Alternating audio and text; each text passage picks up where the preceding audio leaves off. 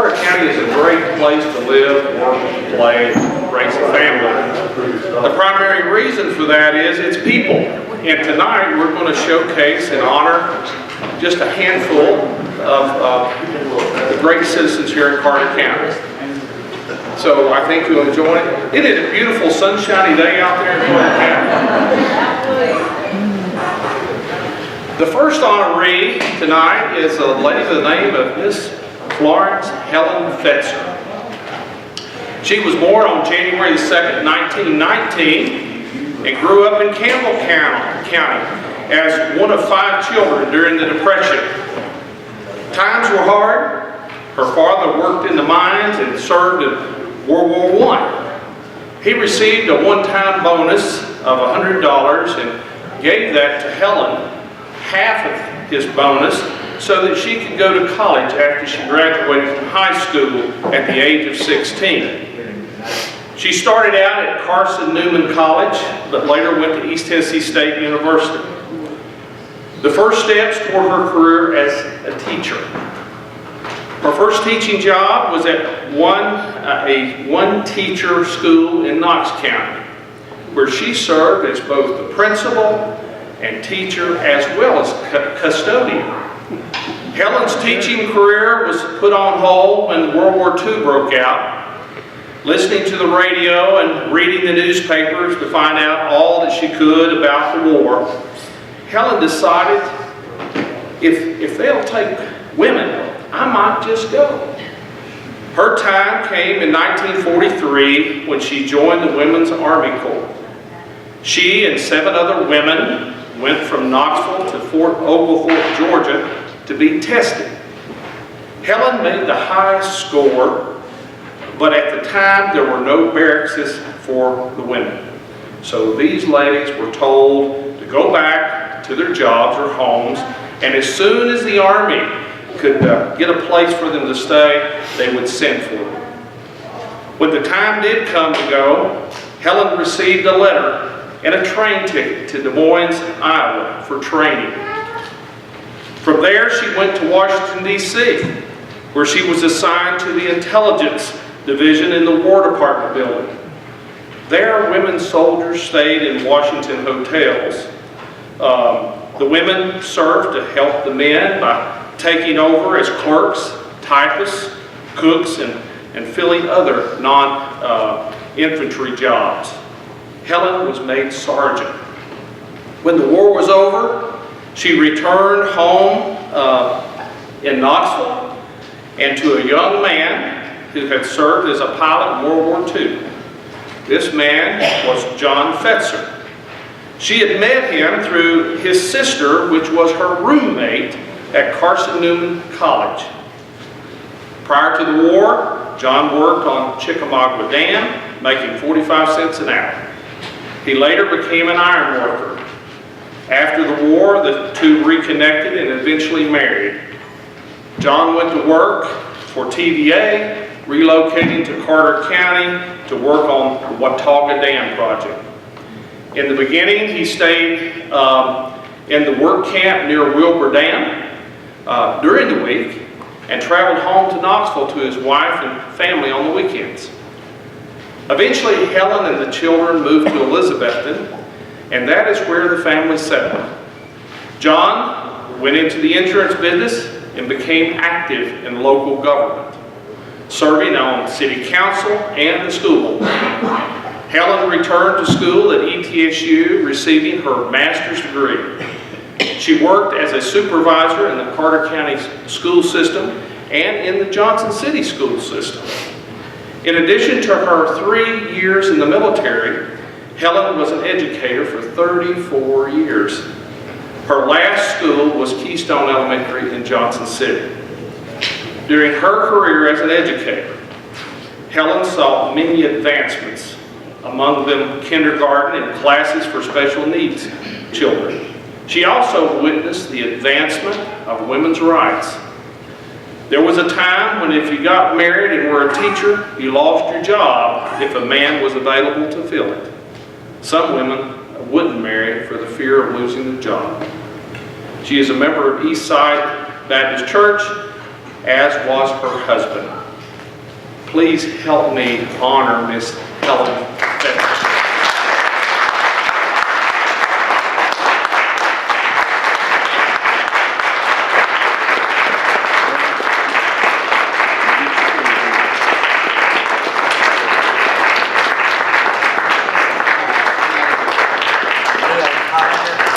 He was a neighbor of ours too. Okay.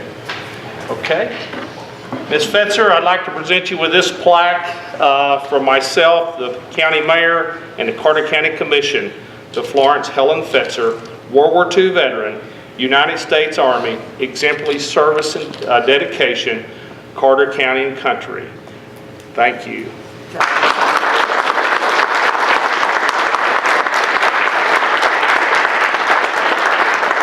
We appreciate you, Ms. Fetzer. Thank you. Thank you.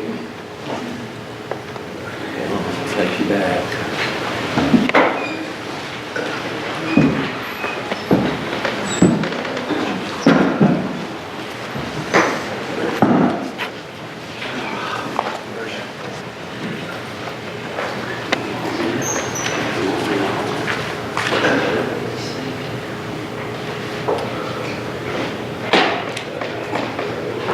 The next honoree was born on March the 13th, 1933.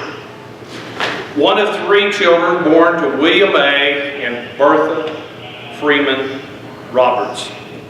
He was the son of a World War I veteran. His father was killed by a farming accident when he was only 11 years old. His mother taught school in North Carolina in the Oak Hill community of Carter County. He grew up in the Tiger Creek community and attended Tiger Creek Elementary, which was a 2-room school. The school stood directly in front of Hobson Chapel Church.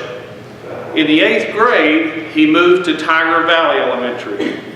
He graduated Hampton High School in May of 1952. The typing teacher at Hampton at the time was a guy by the name of Mr. Fletcher. He had been in the Air Force and took on a job as a military recruiter. He enlisted this young man and many other high school students into the armed forces. William, on August the 5th, 1952, went to Lackland Air Force Base in San Antonio, Texas for his basic training. He was there for 3 months. Then on to Francis E. Warren Air Force Base in Cheyenne, Wyoming. There he took extensive training in the areas of supplies and materials. He was ultimately assigned to the 6928 Radio Squadron and shipped to Misawa Air Force Base in Japan. He served there for 30+ months. While there, his primary role was the installation of infrastructure necessary to maintain effective communications, electronic equipment, and security systems. He returned to the States in 1955 and was stationed at Brooks Air Force Base in Texas. He obtained the rank of Staff Sergeant. After discharge in 1956, he decided to remain in the Air Force Reserves. He served as an instructor. A few of his students were Leon Campbell, Henry Miller, and John Fetzer. He enrolled at the ETSU in 1956. He carried 18 to 21-hour class loads and graduated after only 10 quarters in 1959 with a Bachelor of Science degree. His major was industrial education. At that time, he had several job offers outside the area. However, he and his wife decided to stay here in Carter County. He took a job as principal first at Little Milligan. In 1961, he went to Cloudland High as a shop teacher and history teacher. In 1968, he went to Hampton High as a shop teacher and vocational principal. He continued his education, and in 1969, he received his master's degree from ETSU. Through the years, he obtained endorsements from the Tennessee State Board of Education in the following areas: history, woods, electricity, electronics, power mechanics, general agricultural, home economics, graphic arts, metals, crafts, vocational agriculture, and vocational home economics. He retired from the Carter County school system in 1995 after 35 years of distinguished service. Since retirement, he stayed extremely busy, doing farm work, keeping and tending to his cattle, working in the garden and in his shop. I can tell you he is especially proud of his 1929 Ford Model A. Okay. He has one son that lives in Rome, Georgia, which obtained his PhD from Auburn. He teaches at Jackson State and works in dietary management and distant learning. The one thing that this gentleman wants all of us to know is we need to keep a positive mindset. There are a great number of good people in this great country of ours. We must never give up on society. Amen. Please help me welcome and honor Mr. William H. Roberts.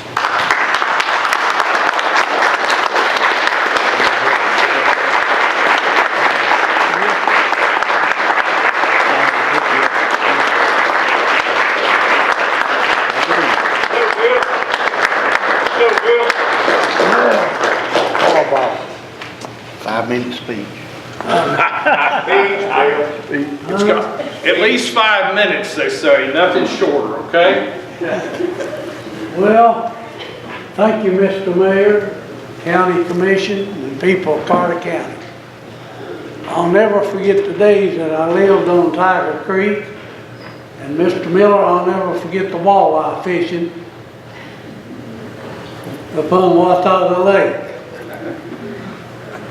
It's a privilege to live in the United States.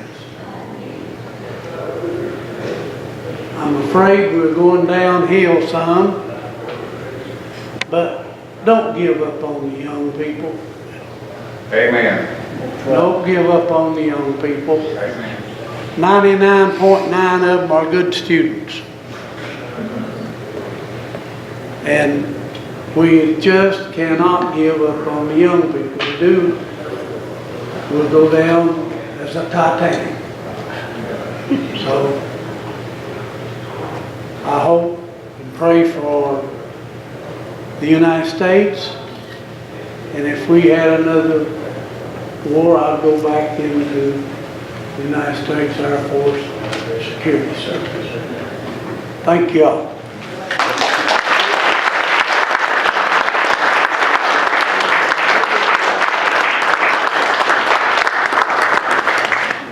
Say what you had to say. Yeah, go right ahead. I mean, why not? Listen. One thing we got to say about Bill, we have a forget-me-not drive down to Walmart. Just about 99% of the women come through there. He knows and he gets a hug from them. Also, he's known as Fireball. Fireball, we all know him as Fireball. That's what we usually call him. He paddled just about everybody in Carter County. Well, thank you, Mr. Roberts. This plaque is just a small token.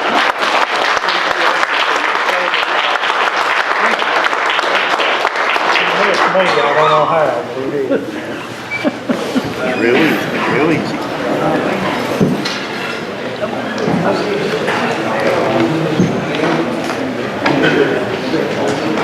Congratulations to you.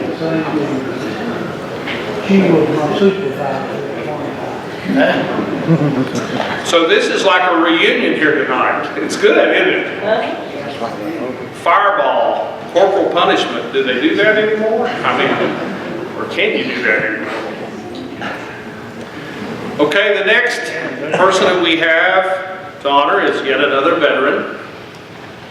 He was born in Carter County on April the 2nd, 1937. One of 6 siblings. Grew up here in Elizabethton and attended elementary school here, the one that was located on Lynn Avenue. The school is no longer there, but it's on the acreage where the Farm Bureau office is now located. He attended Hampton High School and played under the direction of one John Pansock. I'm certain most of you know Mr. Pansock. After high school, in September 1957, he enlisted in the United States Army. Basic training was completed in Fort Jackson, South Carolina. He also participated in more extensive training in the field of communications. In November of 1957, he was shipped to Germany.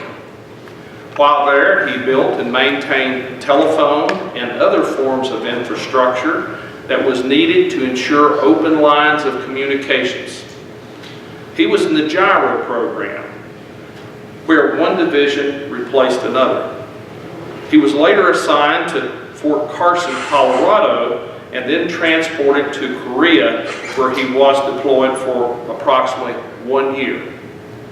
Then he was sent to Fort Knox, Kentucky. At that time, he was assigned to an armored unit where he served as tank commander. It was there that he met his beautiful wife. He decided to re-enlist in the Army and was sent to Fort Lewis, Washington. He decided to volunteer to attend jungle warfare school in Panama. Shortly thereafter, he was deployed to Vietnam on August 6, 1966. While there, he was assigned to the 442 Field Artillery Battalion. He obtained the rank of E6. This soldier was discharged in April of 1968. He clearly remembers he was on his way home on April the 4th when he got the news of the assassination of Dr. Martin Luther King, Jr. Immediately thereafter, he joined the National Guard and served in the Guard for 11 years. Back home in Elizabeth, he went to work for the Elizabethan Chair Factory. Later, he took the civil service exam and went to work as an officer with the Carter County Sheriff's Department under Sheriff George Papantonio. In August 1981, he took a job with the Johnson City Police Department. In 1996, he retired from that job after 15 and a half years of dedicated and faithful service. He then decided to run for county commissioner. Why, I don't know, but he did. Okay? He served in that capacity for 10 years. I've had the privilege of serving with this gentleman. This distinguished gentleman has served his community, county and country for over 50 years. He has always done what he felt in his heart was right and has put forth considerable effort doing everything to the best of his ability. Please help me welcome Mr. Robert Gobb. Mr. Gobb.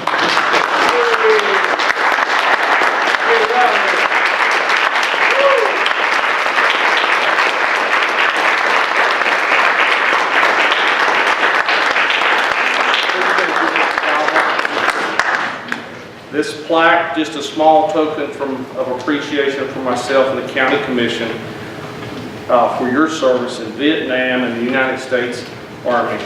Exemplary service and commitment to Carter County and country. Thank you, sir. Appreciate you. Speech.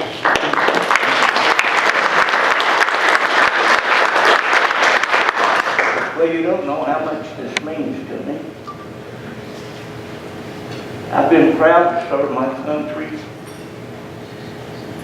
I've been proud to be an officer in law enforcement. I was honored to be a county commissioner. I have served most of my life as a public servant. And of everything that I've ever done, I still think America is the greatest nation in the world.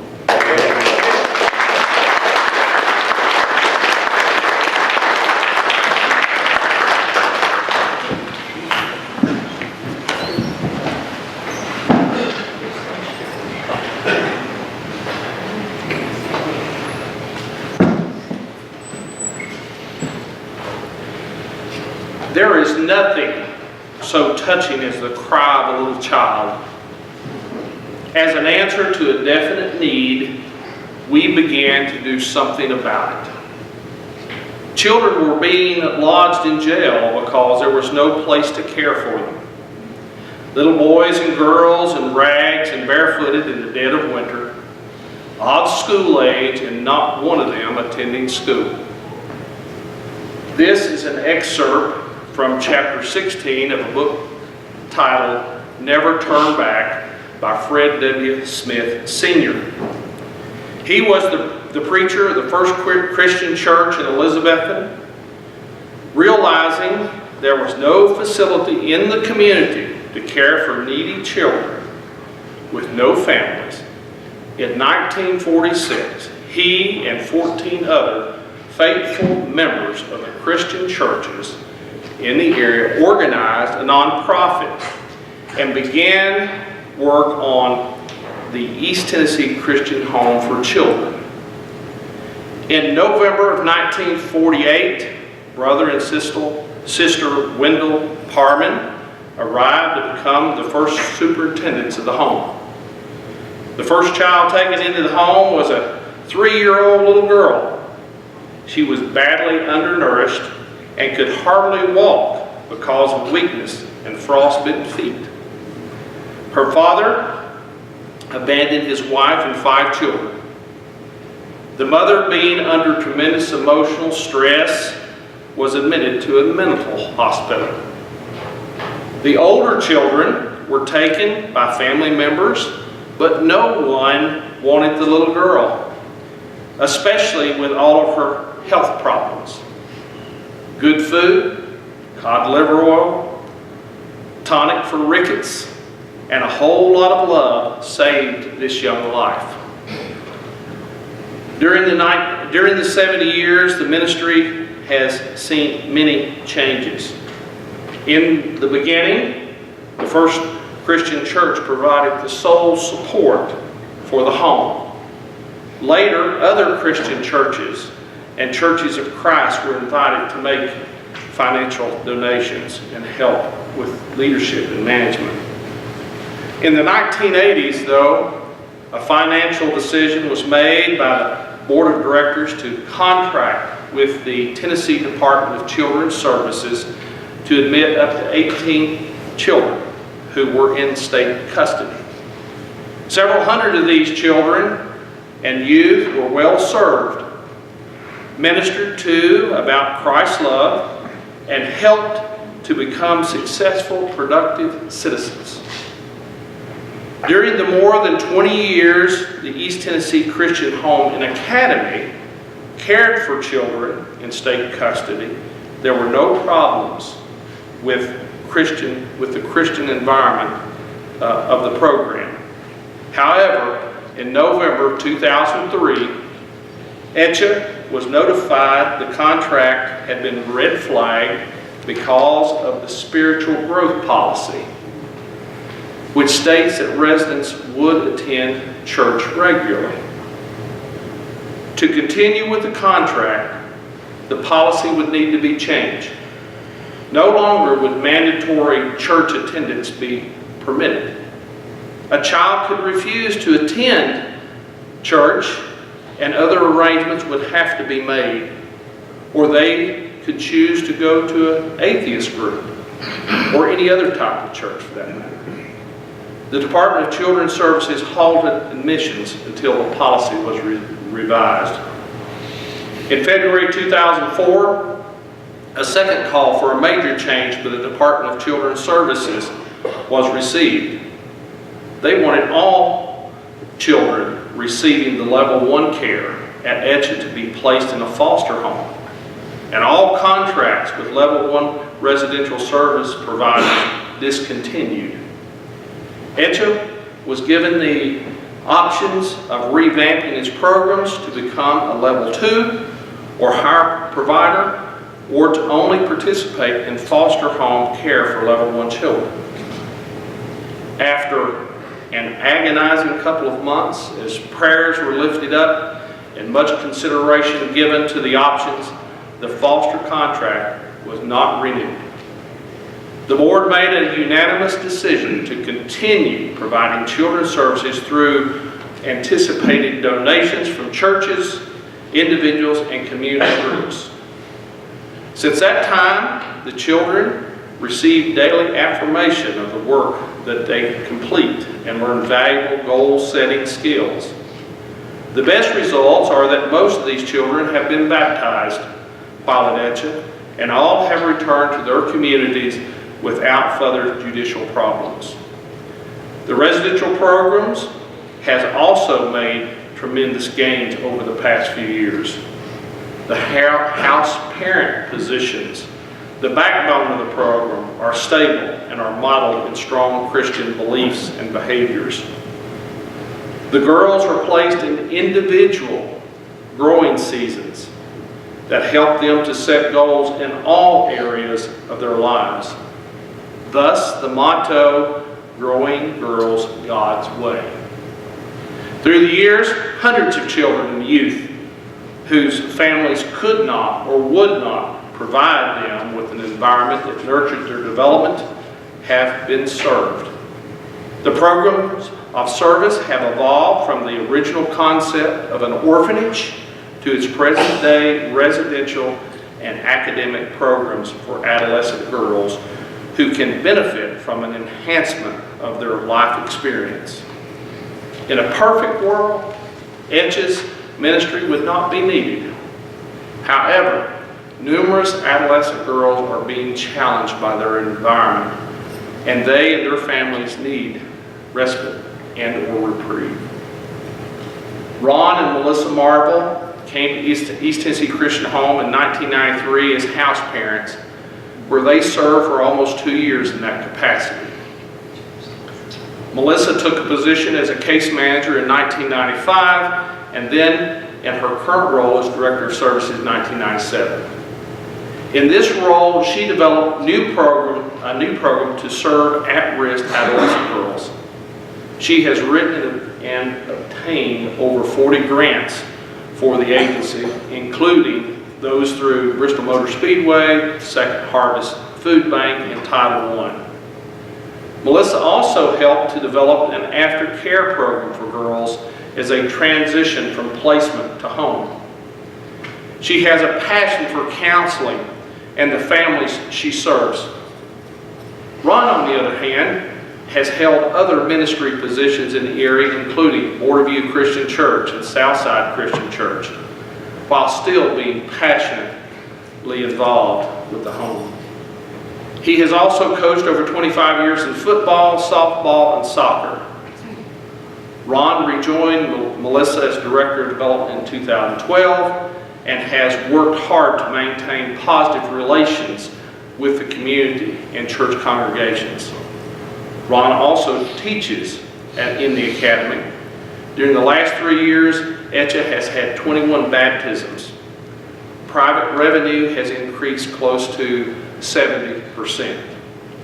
Together, Ron and Melissa have faithfully served for over 25 years and have 2 beautiful children, Bailey and Ella. Tonight, first we have with us Preacher John Smith, one of Preacher Fred Smith's 4 sons. Please help me welcome Preacher John Smith.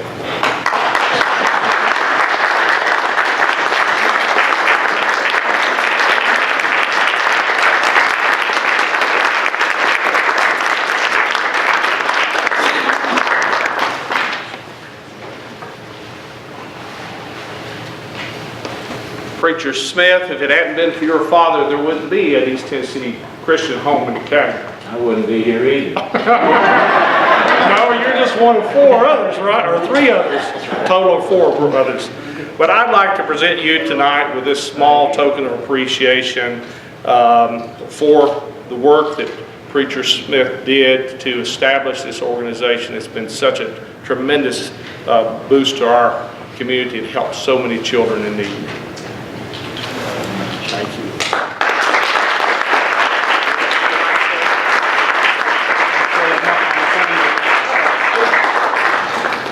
Mr. Mayor, Yes, sir. on behalf of the Board of Directors of East Tennessee Christian Home, I want to invite you all to come to Moose Creek Christian Church on the 27th of April. Enjoy a good dinner, and then a good program, and then contribute to the effort. Thank you. Thank you for this contact. And now that we've got the home, Preacher Smith, established, we've got two great people here that have managed it for the last 25 years. So help me give a heartfelt welcome to Ron and Melissa Marble.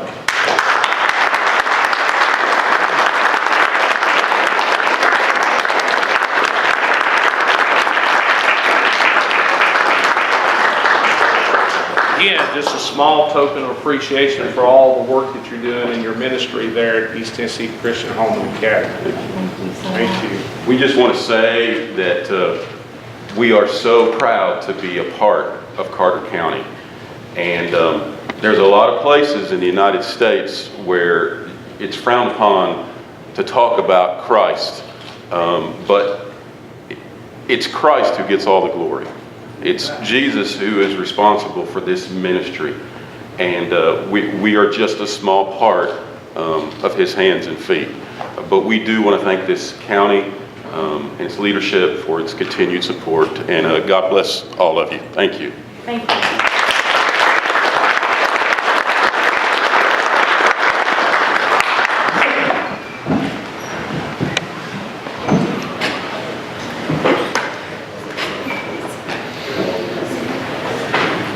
Along those lines, each year, National Day of Prayer, 12 noon, we do have service right here in the courtroom. And I'd like to extend an invitation to each and every one of you to be here if your schedule will allow. I think that's May 3rd. I may be off there, so May 3rd this year. In that same mindset, Doe River Gorge Christians Camp mission is to influence and shape the lives of young people so that they become all that God created them to be.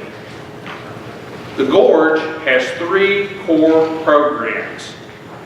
Adventure Quest, number 1, number 2, Teen Leadership, and 3 college-age programs. There are other programs in addition to that. They have Day Quest Saturdays, Father-Son Challenge Weekend, guest groups, team building, which is schools, churches, and businesses, outdoor education programs that will be launching in spring of 2018. Since its inception, Doe River Gorge has been a series of God's miraculous provisions. He has provided in ways and at times that could only have come from His hand. Since his college years, Terry Mahan had a dream of becoming a new ministry in Tennessee, East Tennessee, for the purpose of reaching young people for Christ. During his years of training at Moody Bible Institute and working in camps during the summer, his dream was greatly enhanced. In 1981, working as a youth minister for Grace Fellowship Church in Johnson City, Tennessee, he began conducting summer camp programs using rented facilities. As these programs grew from year to year, others began to see the need and value for an expanded ministry and a new facility. 2 of those who would become instrumental in the formation and development of Doe River Gorge were Dr. Larry Graham and Mr. Jeff Blackman. For several years, both gentlemen had encouraged Terry to pursue his vision and had joined with him and prayed for God's will and timing. Through the encouragement and prayer support of Larry and Jeff, as well as that of many friends, God began to work in miraculous ways to bring his dream to reality. In 1985, Terry and a friend, Gary Gillum, hiked the Doe River Gorge. As they walked along the old railroad bed, they were awed by the beauty and majesty of God's creation, of God's creation, as well as the potential to develop programs within the gorge for the purpose of reaching young people for Christ. When they got to the second trestle bridge, Terry and Gary sat down on the bridge and prayed, "Lord, if there is ever to be a new camp in East Tennessee, it should be here." In July of 1987, 2.5 miles of property in the scenic Doe River Gorge was purchased at a cost of only 1/4 its appraised value. A new nonprofit organization was formed, money began to be raised, and the dream of creating a place to share the love of Christ with young people was on its way to becoming a reality.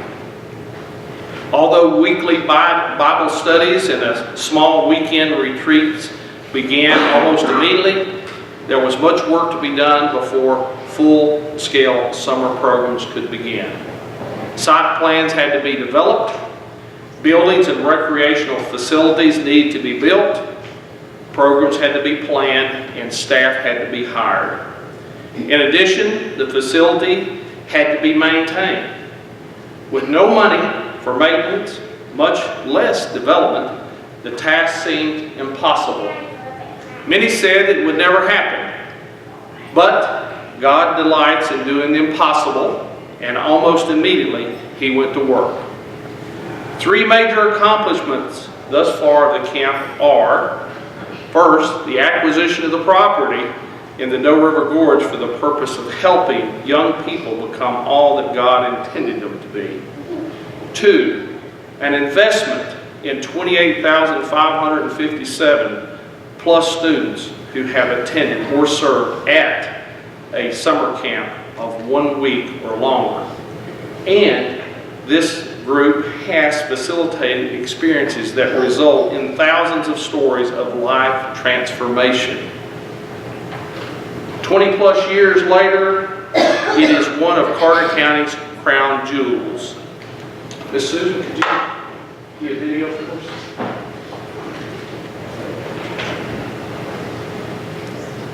I love Doe River Gorge. It was amazing. It's been amazing. Every time I come here, it's awesome. Being here at Doe River really has helped me increase my faith with God. It was awesome. It was probably the highlight of the summer. It really did rekindle my relationship with God. Combination of peaceful rest and challenging adventure. Doe River Gorge was so fun. It's amazing. I had a new perspective on God. This place is more than family, adventure. This place is love. It's awesome. Doe River Gorge is really pretty. Good enough all the time. 24/7. This lake has been amazing. Oh, I just love being here like so much. And the food So good. this week at Doe River Gorge truly changed my life. This is my 7th year here. I keep going back because this camp is awesome and it really changed my life. And it changed my life, and I can't wait to come back next year. This has been a life-changing experience. This is a place that changed my life. And it's just wow here. Wow, the river!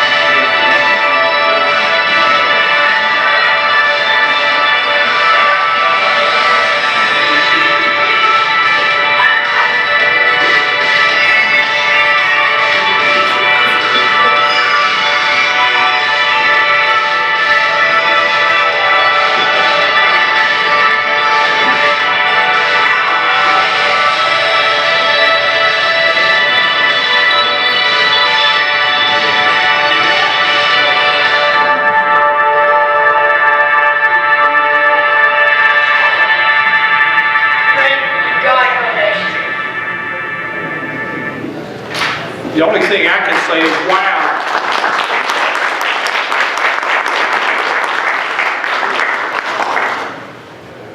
You know, I'm very excited to share with you that my Office of Economic and Community Development in the state of Tennessee, as well as several other key partners, are working on a project with Terry and the Board of Directors for Doe River Gorge that could result in a tremendous increase in visitors, tourists, up to 50,000 annually.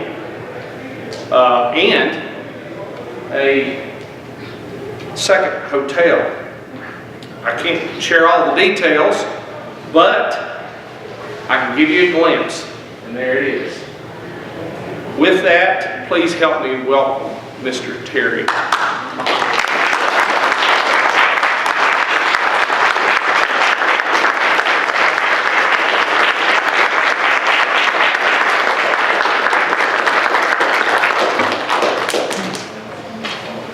Thank you, sir, for your vision. Thank you for all of your determination to put this to the place that it is now. And we really appreciate you because we do consider it one of Carter County's ground jewels. Okay. Thank you. Okay. Thank you. I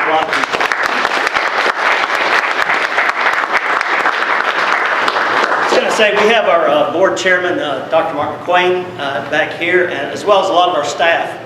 So it's those folks that make it all happen. So thank you all very much. And thanks to the community here for all your support. Thank you. Yeah.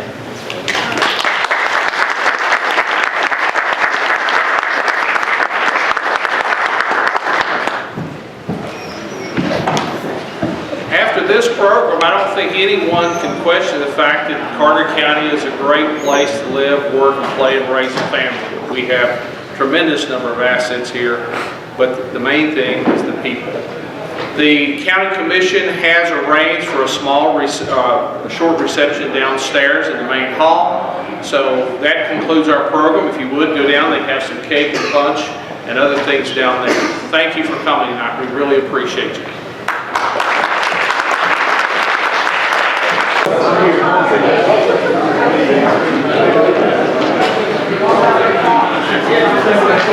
Thank you here one more time. I promise you I won't bother you no more. Ross might ask you to speak about the possible about the new term.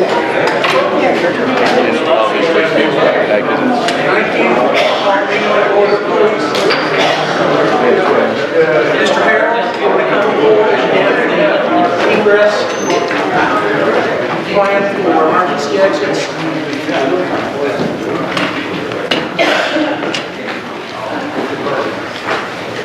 On behalf of the Emergency Management Office, we welcome our visitors tonight to the County Commission meeting.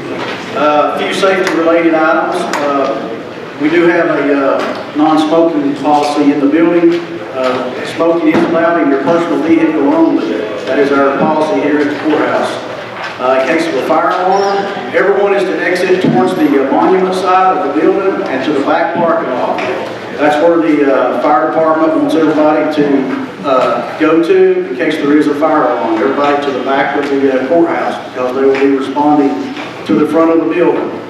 Also, in case there is an emergency, just remind our visitors that we do have a 911 in case there is an emergency. We do have an AED also in case there is a cardiac emergency on the first floor of the courthouse beside the elevator. And also our bathrooms are handicap accessible, and they're at the end of this hall on the second floor on the left side. Thank you, sir. Madam Clerk, would you call the roll, please?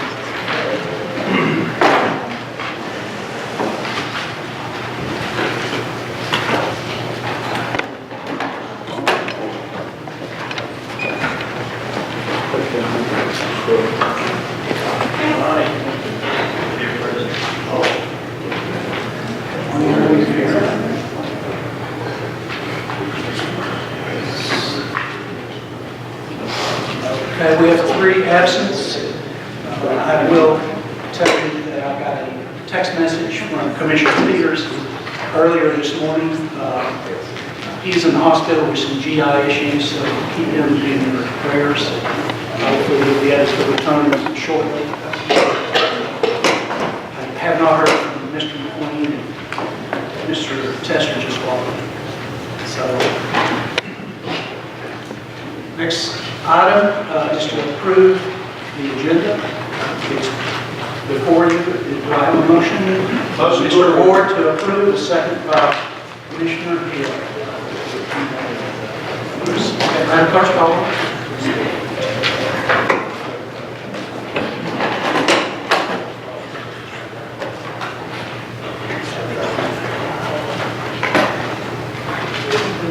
All ayes, thank you. To stand, Commissioner Campbell will lift us to the throne, followed by Commissioner Collins, leading the pledge. Dear and gracious Father God, Lord, we bow our heads and approach the throne of grace. Lord, we want to thank you for this day. Lord, thank you for our health. Lord, thank you for your love, mercy, and grace that you showed in Calvary that day. Lord, we pray tonight, Lord, that if anyone lost, Lord, anymore, God, our heart breaks for them, Lord, that they'll come to know you before it's everlasting too late. God, we do pray, Lord, for Brother Buford who's in the hospital. God, we pray for our daughters in the hospital too, Lord, that you have your healing hands upon each one of them, Lord. Lord, I do pray for this commission body, Lord. Not on these, Lord, we pray for all over our county, our officials. God, we pray, Lord, that you have your will and way here tonight, Lord, decisions that we make. God, that we use your wisdom and knowledge, God. Lord, we give you the honor and the praise. And we ask these things in your name. Amen. Amen. Attention, salute. I pledge allegiance to the flag of the United States of America and to the republic for which it stands, one nation, under God, indivisible, with liberty and justice for all.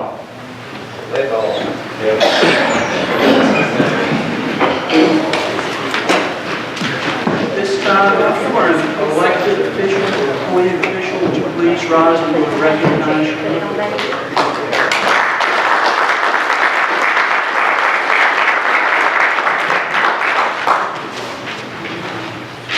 Next item on the agenda is to accept the minutes from March 19, 2018 commission meeting. Do I have a motion? I make a motion.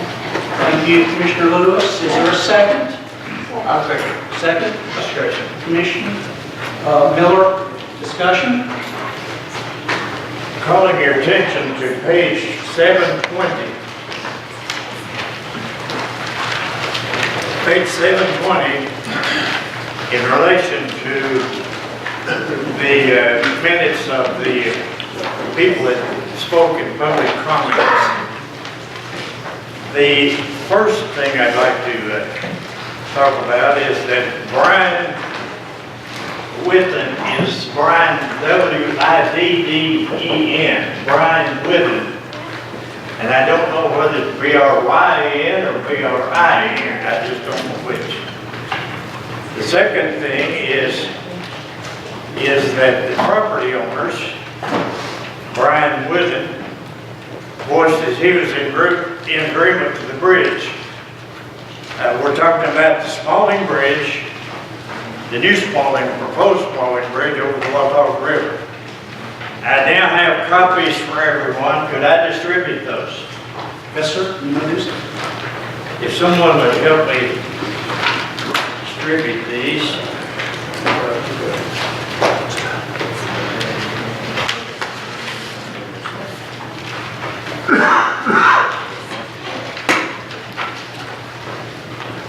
Mr. Chairman, Should have a copy for everyone. spelling on Witten is W-H-I-D-D-E-N,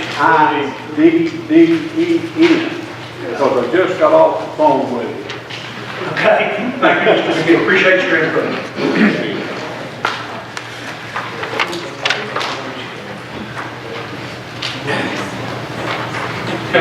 If everyone has a copy.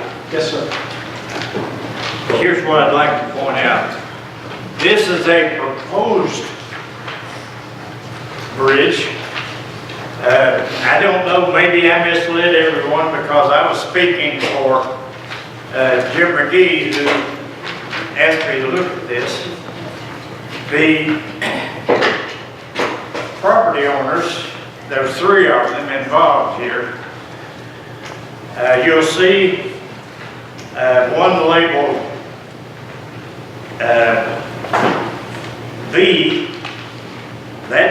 the only property owner that would be giving up much land. Look at item B. He'll be giving up a corner down there to avoid the 90-degree curve that's presently there. That would be on the River Cabins by Mr. Brian Whitten. He did indicate, no, that he wasn't interested in giving up any more land than is shown here, but he is amenable to that. We're talking about the proposed boat ramp somewhere near or under the bridge. The second property owner, item C, is Mr. Brownie Lyles, Watauga River Lodge and Outfitters. He owns 7 acres and only 7 acres.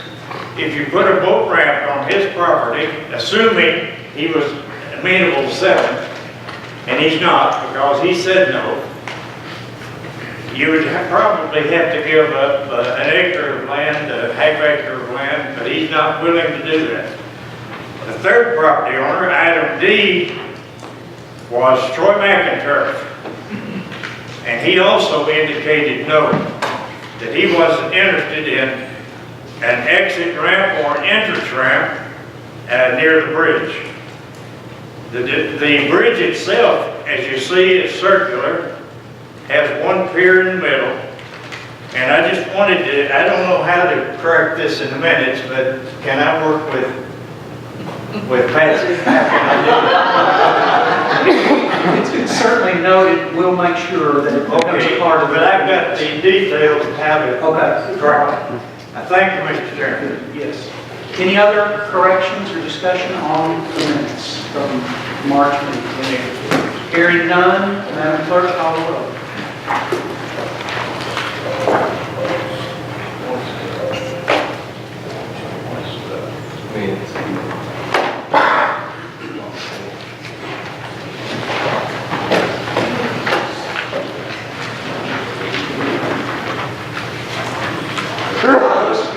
Commissioner Lewis? To approve the minutes? All ayes, thank you very much. Next on the agenda is the opportunity for the public to address the commission as usual. We will allow you 5 minutes to do that. I would ask that you give your name and address for the clerk's keeping of the minutes. So is there anyone that would like to address the commission tonight? Mr. McGee.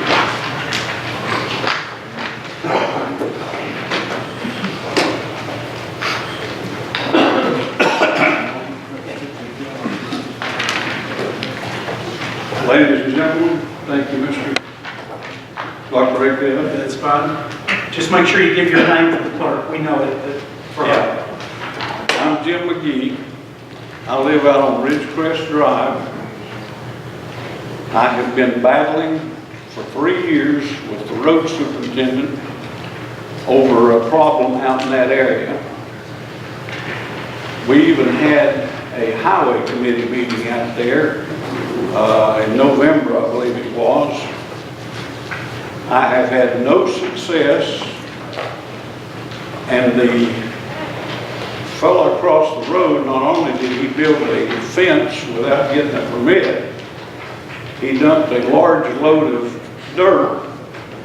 And when the EPA came out, they said that the sheriff or the road superintendent had the authority to write him a ticket if for no other reason, littering. It had old headlight rims, it had broken taillight rims, tarps.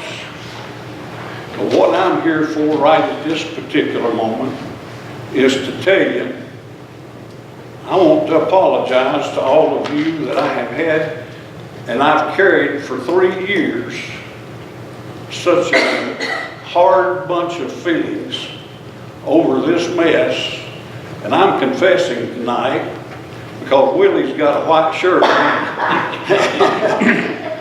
But I have gone, everybody that I contacted in the beginning said, you'll just have to sue them. Well, I don't like suing. I don't like suing people. So I tried to go up and talk to Mr. Cobal, and we thought things were worked out. It didn't turn out that way, so I did get an attorney, Mr. Harden, met with me and my attorney in Jonesboro. Came back, was up here for a couple of days. He sent my attorney a note or fax, I don't remember for sure, but he said everything's taken care of. So we put that in a file in Jonesboro, and I said, well, I don't need an attorney. If I can trust you all, I want to tell you, I've never been so disheartened at the number of people that I've talked with that have flat out lied to me. But I'm standing here tonight, and I told Willie before as we were riding up on the elevator,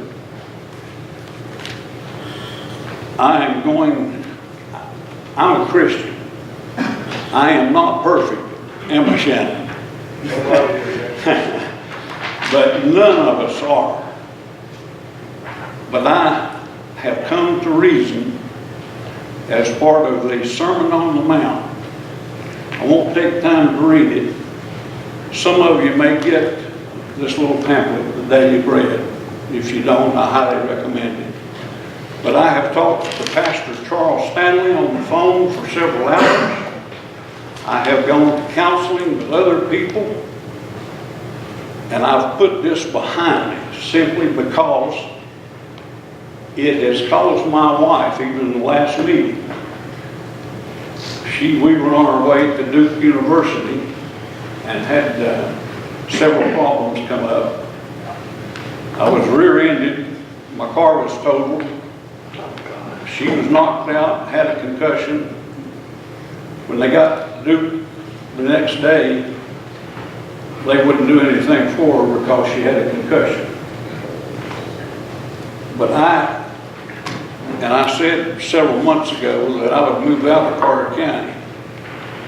But you can't count on that because I'm going to stay here and fight. When I was in Vietnam, I knew who my enemies were. I could look them in the eye. A lot of you all have served in the military, and I thank you for every one for that. But I'm telling you, I forgive you. And I hope that things can be worked out on my behalf, or at least worked out. Now, I have a lot of information on the Smalling Roach Bridge. I've been on the phone for 4 hours today with TWRA, but I won't get into that unless I just wanted to let you all know that I have had such a heart full of hatred, I had to confess it and get it off my heart. Thank you, Willie. Thank you, Mr. McGee. Is there others that wish to address? Mr. Gordon. Chairman Acuff, Commissioners, thank you for your time. Representing Carter County Proud tonight, just want to let you guys know we had a successful road cleanup on Milligan Highway this weekend. And we also cleaned up part of Highway 19E, the Lions Club. And we also got the Milligan College folks involved in it. It was a very successful cleanup. We picked up quite a bit of stuff, about over 40 bags of garbage. This coming weekend's a big weekend here in Carter County because we have the Covered Bridge Day going on as far as the third annual cleanup in conjunction with the Carter County Proud and the Carter County Drug Prevention. We're partnering with them to clean up the Twitchy Trail starting at 10 o'clock. I'd like for all of you to come out, please pass it on to your constituents. From 10 o'clock, we'll meet at the Highway 321 and the Elizabethton Highway down by the recycled ball field parking lot. And we'll be carrying banners and protest of garbage, litter, educating our community. And we're going to go all the way to the Covered Bridge. And again, we're partnering with Carter County Drug Prevention. This is our third annual cleanup. Please mark your calendars if you can attend, pass on the constituents. The last thing is a very another important date after a long, not necessarily battle, but a long working through different governments and so on and so forth. We are finally going to start beautifying the Twitchy Trail. We're going to start On the 28th, we've already acquired shrubbery trees from Lowe's that's donated to us. And the Park and Rec Division of the city is going to partner with us. And on the 28th, we're going to meet at Mary Patton and the intersection of Mary Patton and G Street. We're going to plant an island of shrubbery and trees. That's one of many phases. Just want to let you know, please come out for that. Any questions? Thank you for your time. Thank you.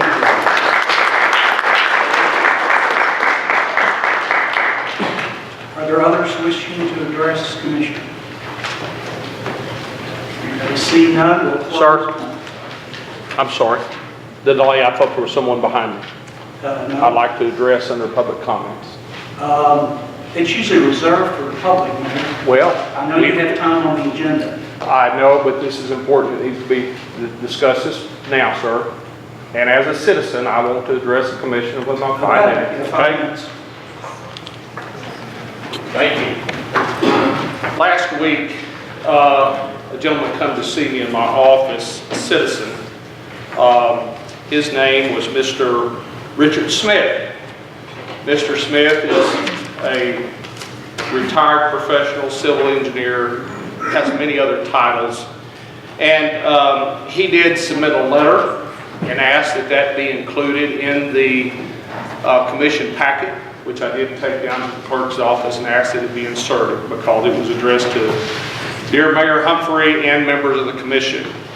When I picked up my packet, to my surprise, it was not included in the packet with no good reason why it wouldn't be. Because as we've stated on a number of occasions, people can drop items right up to the moment of the commission meeting.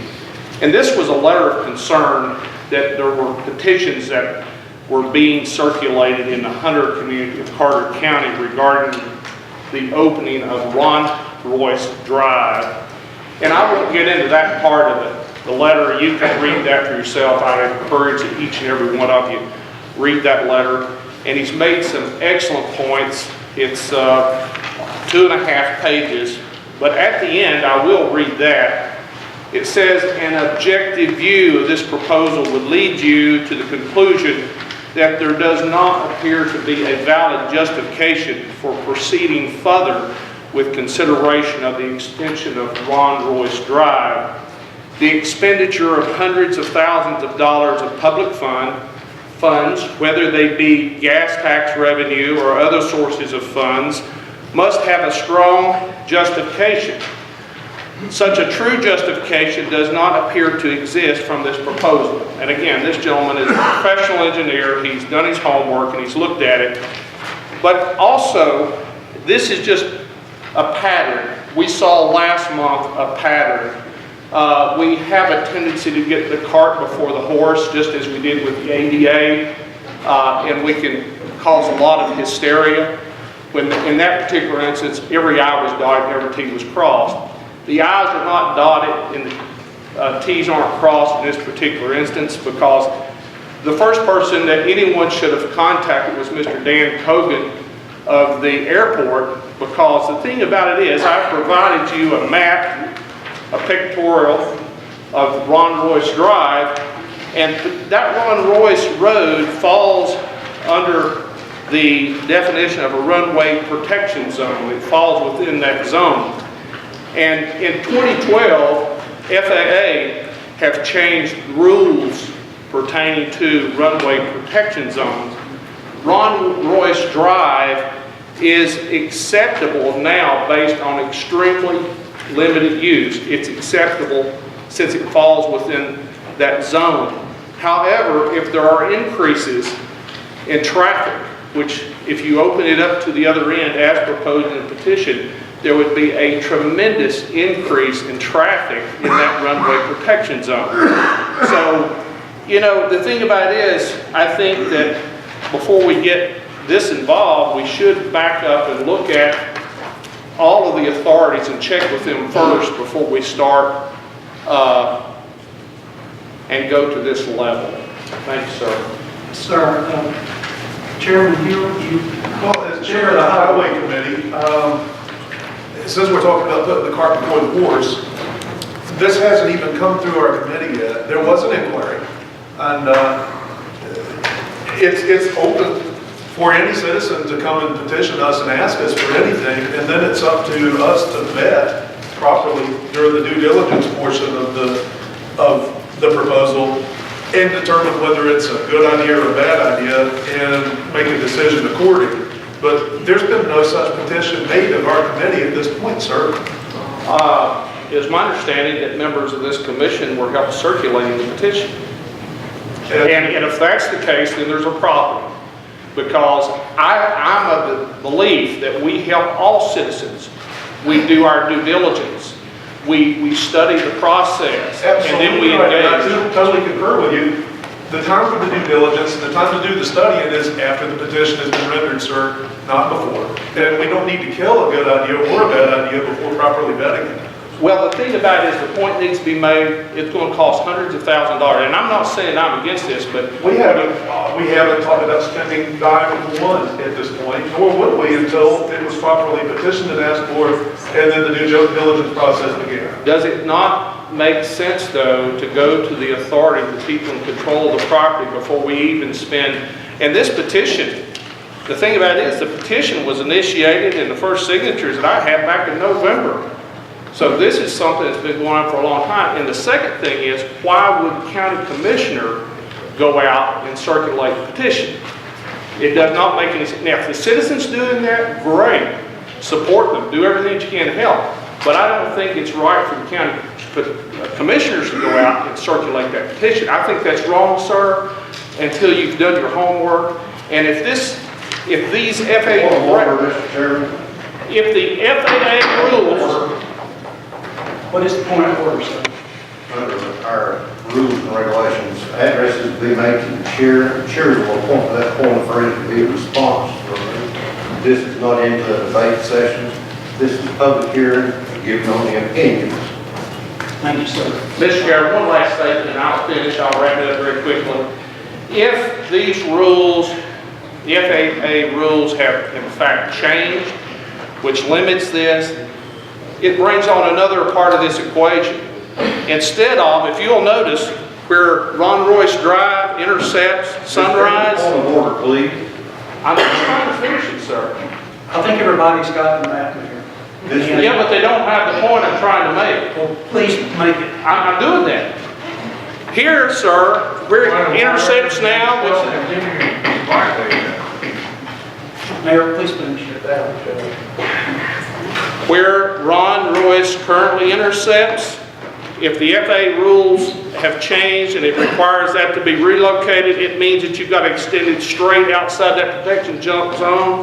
You're going to have to buy 2 or 3 pieces of property and change the connection point with Sunrise. That's the only point I have to make. Thank you. Mr. Chairman, with all due respect, I appreciate the mayor's opinion.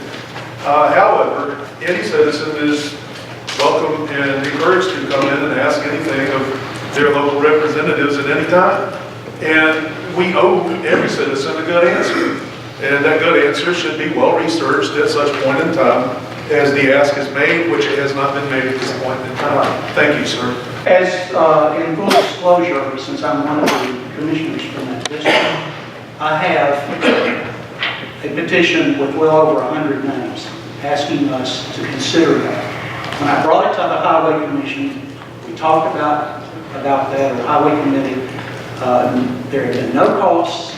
We took the petition back because Mr. Smith called me on the phone and asked could it be included in our quarterly town hall meeting and asked Dan Coven, the director of the airport, to be present. That meeting will occur this coming Saturday at 9 a.m. at the airport. If you're interested in Mr. Coven's long-term plans, I'm going to speak for him here, talked with him for a long time last week, as well as I think the mayor did. We owe it to these 100 citizens to at least consider what they are asking us to do. Now, it may, at the other end of the day, it may come out, we can't do it, we can't afford it, it's not workable. But when you have 100 people, and there are engineers on this list as well, that ask us to consider that. Mr. Von King. Mr. Hill, I was at the same meeting you were, and our remembrances are a little different.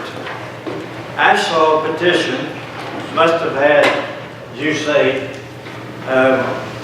80 or 90 names. And I remember at that time, I said, before the petition is looked at, you need to check with the airport commission, correct? Yes, sir. Before you make any decisions, because they may know something we didn't know. And your response the second time I asked was, you are going to have a town hall meeting concerning this issue with the people at Hunter. It appears to me that the petition was circulated with the effort to get inside the homes of 80 or 90 people. That's all I've got to say, because this is election time. Mr. Carpenter, that's uncalled for, sir. Commissioner Cameron. I was looking at this page here, I don't know who passed this around. You know, if you had Head County and 100 million on Sunrise Drive, how many people live there? This is in and around the 100 communities. Just 100 people live within Sunrise Drive, is that what you're saying? Yes, sir. That's including your subdivision and Yes, yes, sir. And along Airport Road, along Sunrise, up to Isaiah Grindstone. Okay, I have no idea how many people. Okay, all right. Any other? Hearing none, let's move on to the next agenda item, which is nomination election of the Carter County Attorney. You have in your packet an application from our current county attorney, Josh Harden. I will open the floor to nominations. Commissioner Kennedy. Josh Harden. Okay, I hear a nomination for Josh Harden. Okay, I see, are there any other nominations for other individuals besides Josh Harden? I'll make a motion to cease nomination. I second. Okay, there's a motion to cease nominations.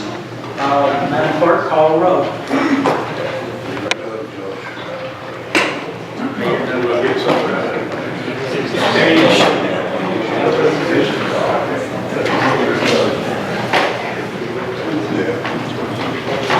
All ayes, thank you. Do I have a motion to reappoint Josh Harden as Carter County Attorney? Motion from Commissioner Kohler, second by Commissioner Garland. Further discussion? Hearing none, Madam Clerk, call the roll.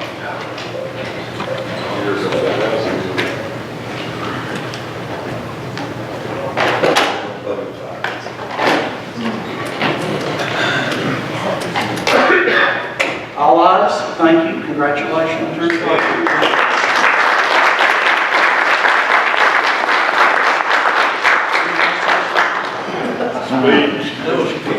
I give enough speeches. Thank you, Josh, for the job this lawyer doing. Next item on our agenda, number 11, is notary and bonds. Mr. Carl? I'm just going to stand up and say, and thank Josh for the job he's done the last 4 years. But I seem to be good at thanking everybody for what they do.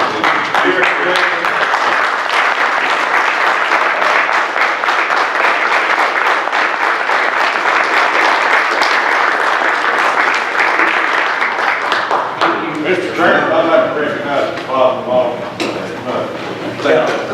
Stand up, sir. And his wife. His wife, there you go. So we appreciate y'all being here.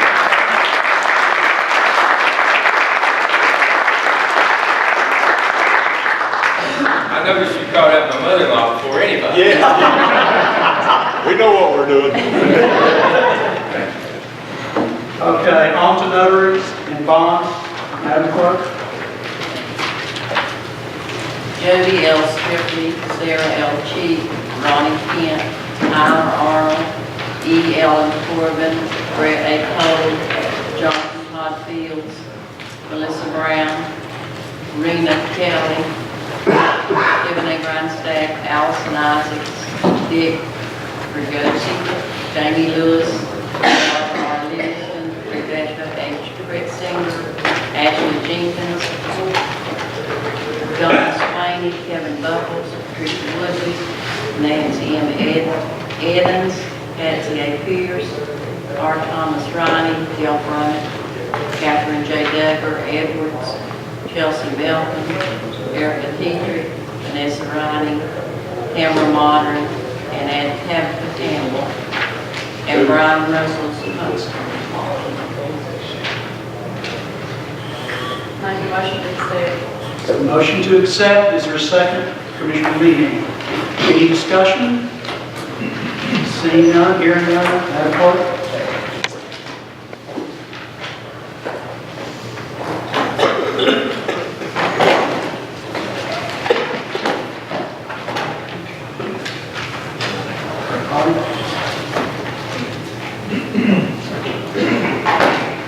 All ayes, thank you. Chairman Collier, you have the floor for budget items.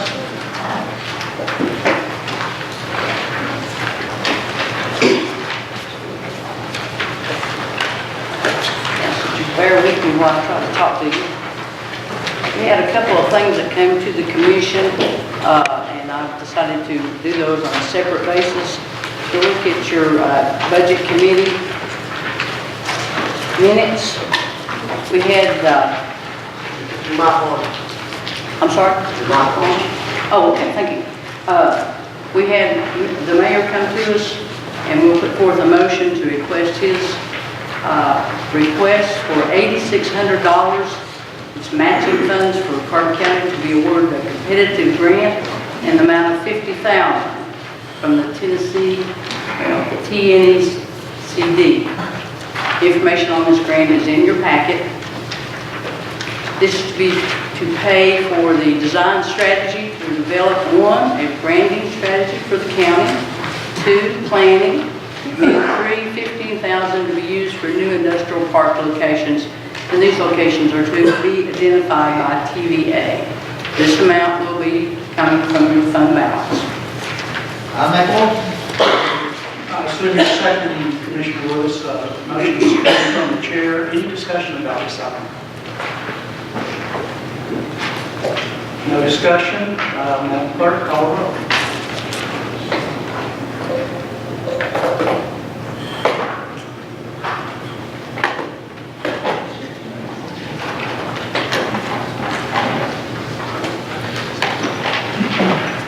Item passes 17 ayes, 5 noes. The next item that was brought to the committee was from the landfill committee. It is to make a request for $26,538.30 to cover the cost for the vehicle, tools, and the building after the insurance was paid.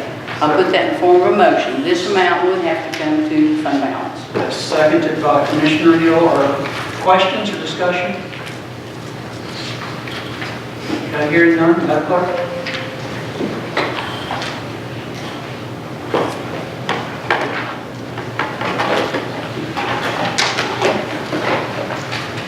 All ayes, thank you.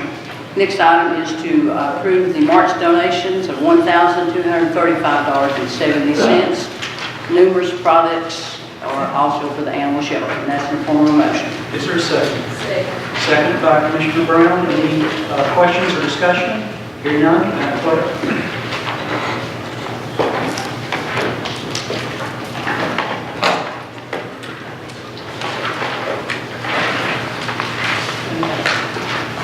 Ayes, 2 nays. Motion carries. Next item is General Fund 101. Keep in mind that we're taking out the 2 items, number 1 and also item number 11. So that leaves 9 items totaling $57,015.13. And I'll put that in form of a motion. For a second. Seconded by Commissioner Garland. Any questions or discussion? Hearing none, Madam Clerk?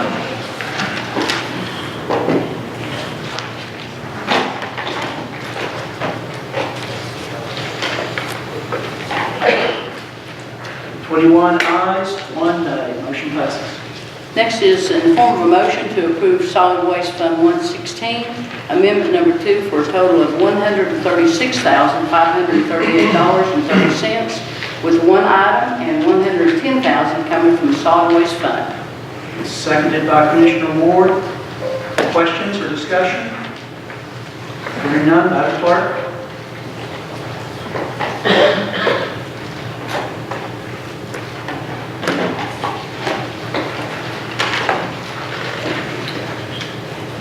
Ayes, 1 no. Motion carries.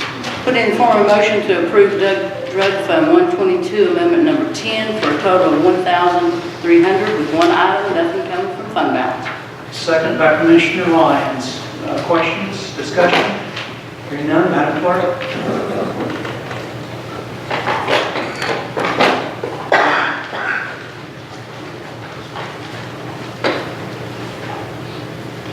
21 ayes, 1 no, motion passes. Next item is Highway Fund 131, motion to approve Amendment Number 6 for a total of $30,000 with one item, nothing coming from fund balance. Second by Commissioner Hill. Any questions or discussion? Seeing none, Madam Clerk?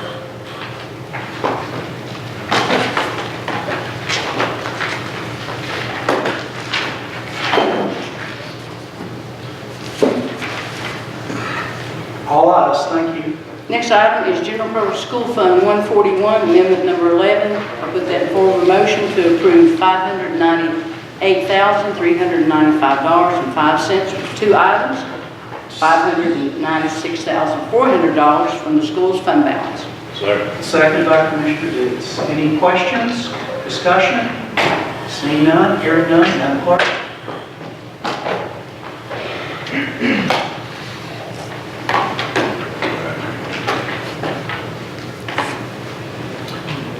One ayes, 1 no, motion passes. Next item is Federal Projects Fund 142, Amendment Number 4. I'll put that in form of a motion to approve $30,000 for one item, nothing coming from fund balance. Is there a second? Commissioner Garland, second. Questions, discussion? Madam Clerk, call the roll.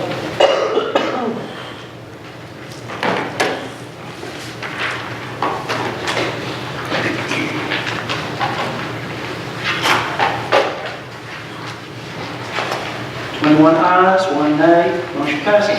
Next item I have is with the Keep America Beautiful application, and it's my understanding that we need to make a gift or a donation of $250 for our membership. I believe Carter County Crowd will be giving $4,000 to also apply for the Keep America Beautiful, and I put that in form of a motion that we have the mayor make the application for our membership, $250. I think there needs to be some clarification. Oh, okay. The statement, Commissioner Garland, will you speak to that? Yeah, I was going to say, he's involved with that, so we'll be glad to let him do that. Thank you.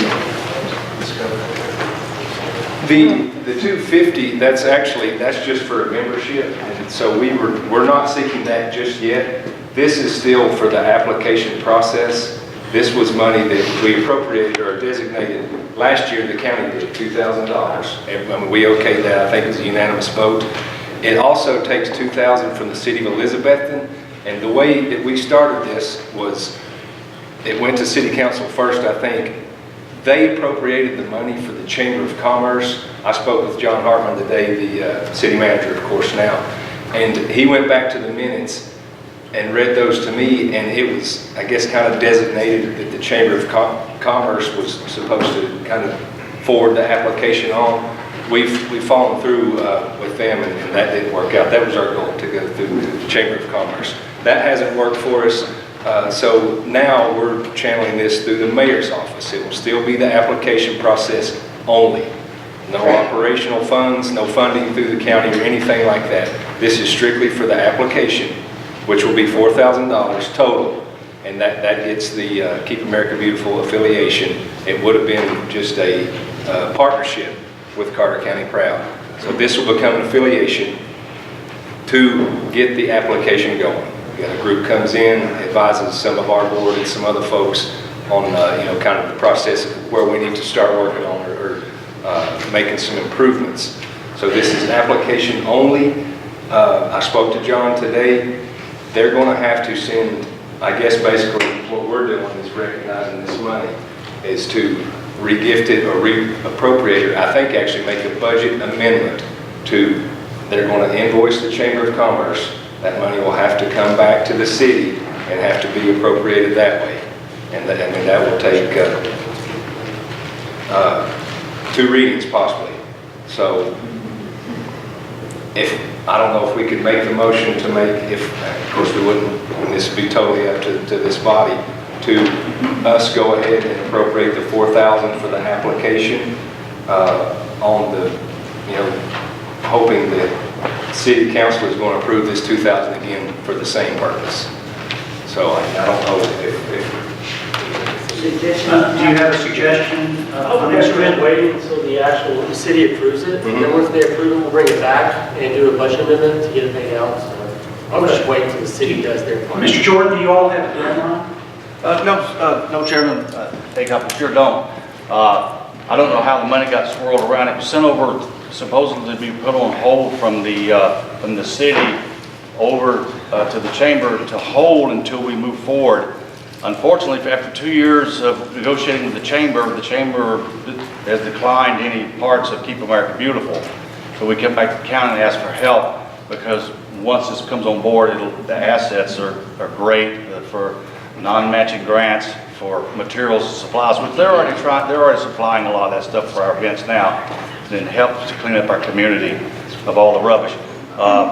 The monies were supposed to be earmarked in escrow for us to move forward to Keep America Beautiful, Keep Tennessee Beautiful, Keep America Beautiful affiliate.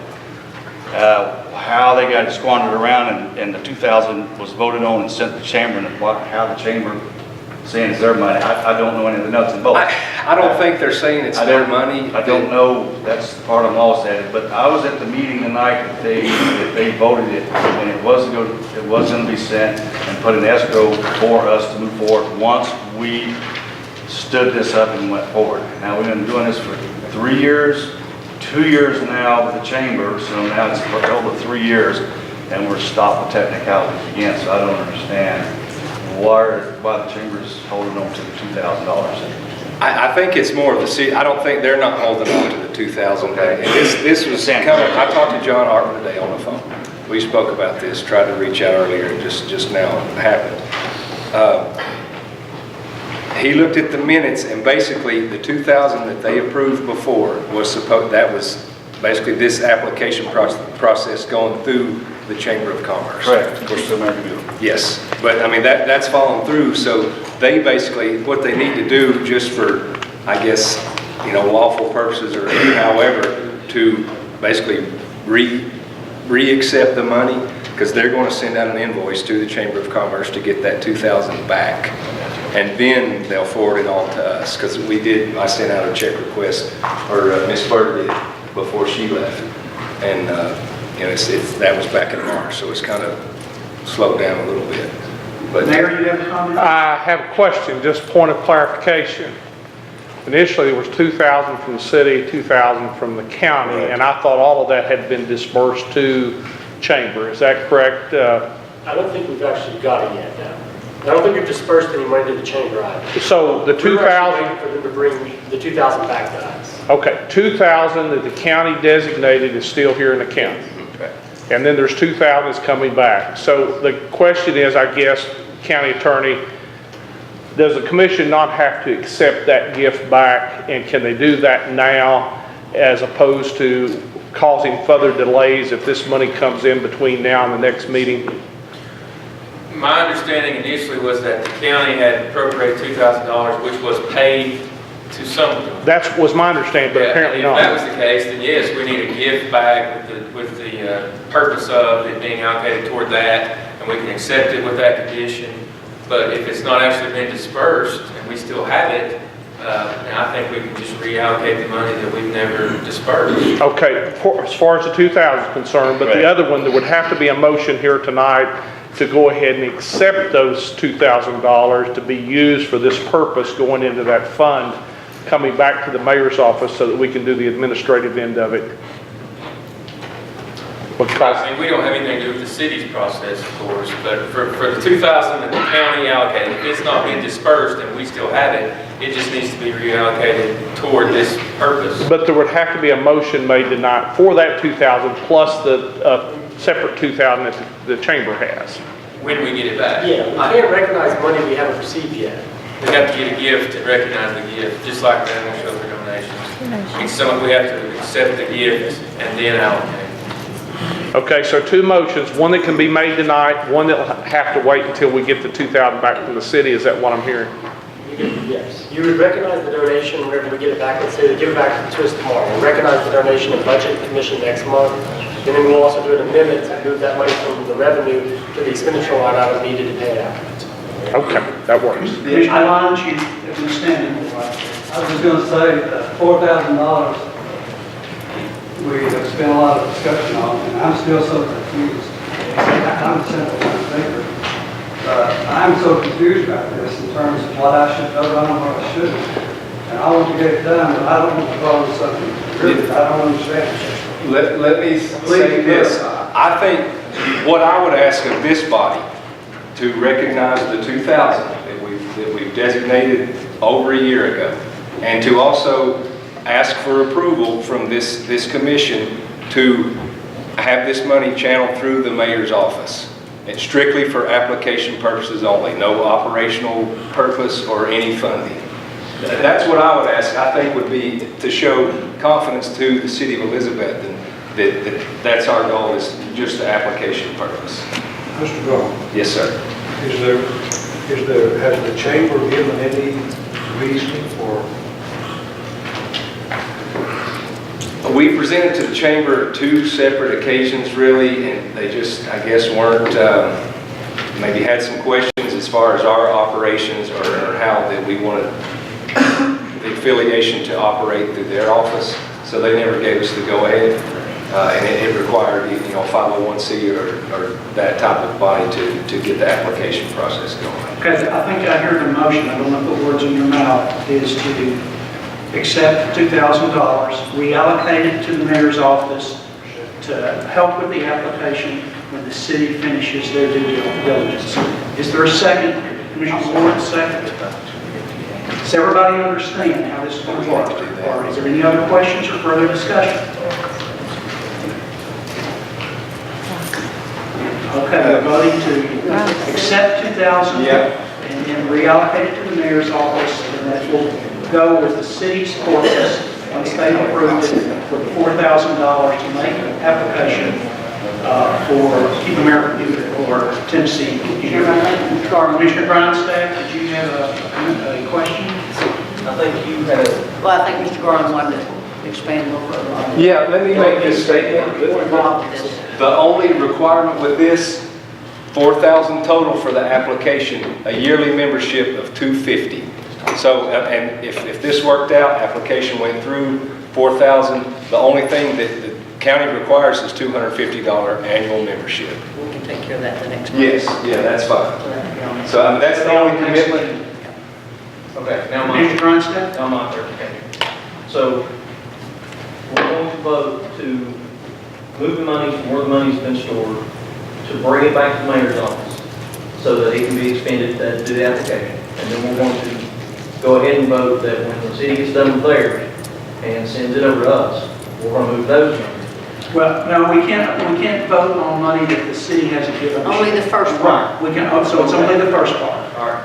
I think to Mr. Garland's point, you can voice your support for that and say that's what you intend to do, but we'll have to officially recognize that donation when we get it from the city. Everybody clear? Is that clear enough? Any other questions? Seeing none, hearing none, Madam Clerk.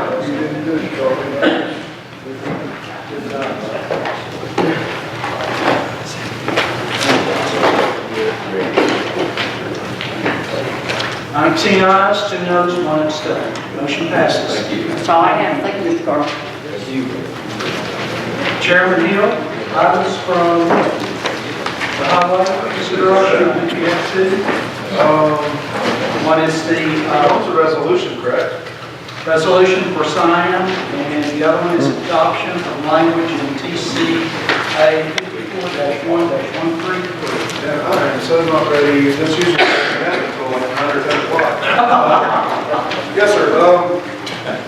Why don't you come to the podium when you get yourself? Yeah, I'm going to look at my notes right quick here. You want to take a break?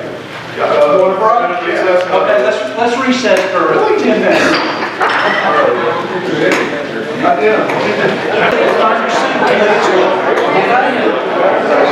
Alright, we're recording. But it didn't pick up one.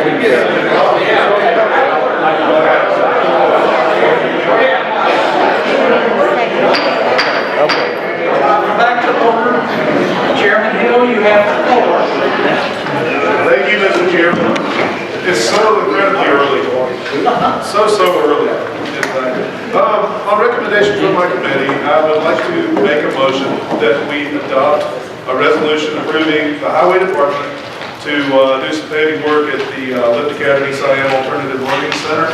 It's in your packet, and if Mr. Harden wants to read it, I'll defer to him. That's a motion, and Commissioner Von Cannon says he will second it. Thank you. Attorney? In lieu of reading it, or the procedure, I would just summarize, it's a resolution that has to be adopted so that the highway department can do work on the school grounds and the cost gets reimbursed back to the highway department. Any questions, discussion? Seeing and hearing none, Madam Clerk, call the roll.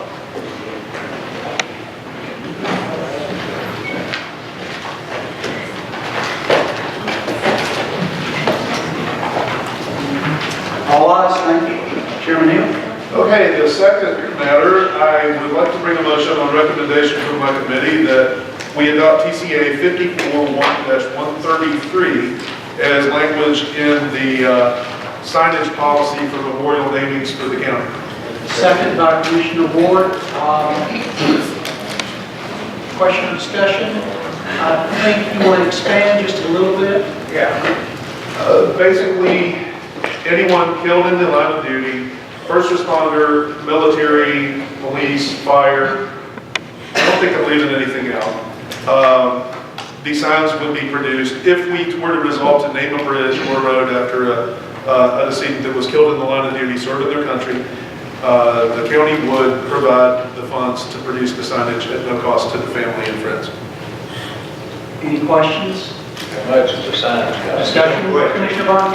Just discussion. I'd like to commend Mr. Buford Peters for this piece of work because he was adamant over the period of time that this language should be placed in the packet and that the state or the county should pay for the signs. Hey, and while I've got the floor, I want to point out a discrepancy that apparently was made. I saw some statements today from the gentleman, Mr. Phillips, who asked us to look into this to begin with, saying that Mr. Von Cannon voted against it last month, which I don't think is correct. I don't know if it's in the minutes that way, or if there was some sort of error, but I'm fairly certain that this gentleman did not vote against this bit of legislation. Against. You were accused of voting against it. I'm pretty sure you did Very not. definitely could have been an error because Yes, sir. this is something as a person that, of course, I'm not deceased, but some people think I might be dead. So for Mr. Bob Phillips's information, in case he's tuning in on one of the various channels that live streams the meeting, Mr. Von Cannon was definitely most favorable in support of this matter. Thank you. That's all I have. Any discussion? Mr. Chairman, I stand correct on this, that didn't we vote last month, it would be $2,000 set aside to pay for this signs, is that correct? That's correct. We have set 2,000, yes, and we've already worked that mechanism out that it reimburses the highway department. Any other questions? Hearing none, Madam Clerk?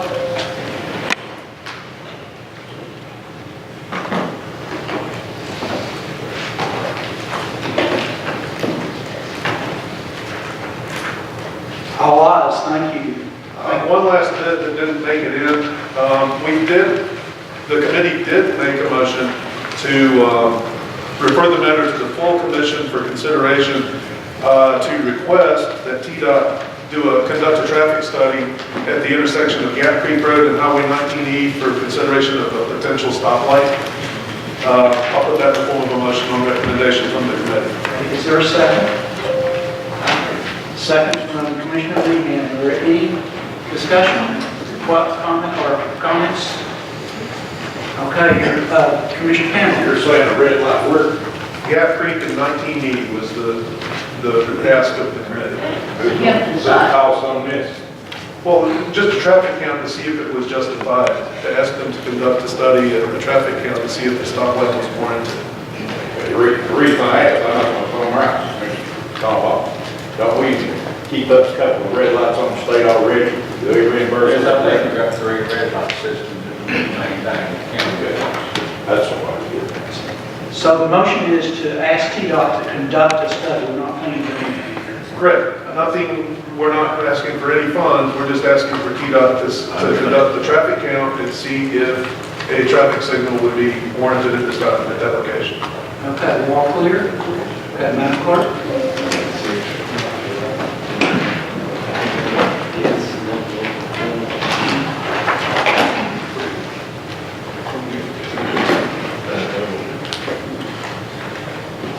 All ayes, thank you, sir. That's all I have, thank you, sir.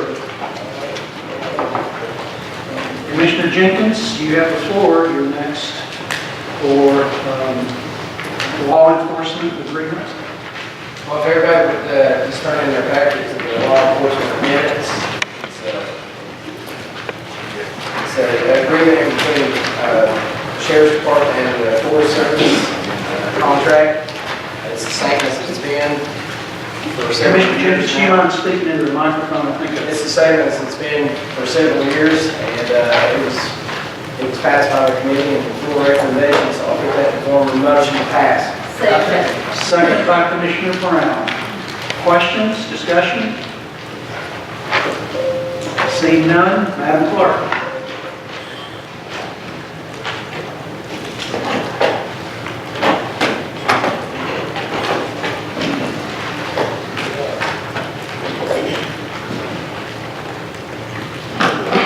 All ayes, thank you. Second order of business here is for rules and bylaws. We just changed a little bit for county employees' sick leave.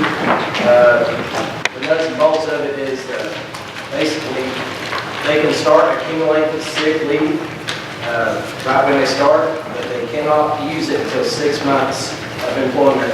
After 6 months, they gain 6 days on the 6th month. So I'll put that in form of a motion. Second by Commissioner Brown. And go ahead and to amend the county employee handbook as well. Okay, questions? Further discussion? Hearing none, Madam Clerk.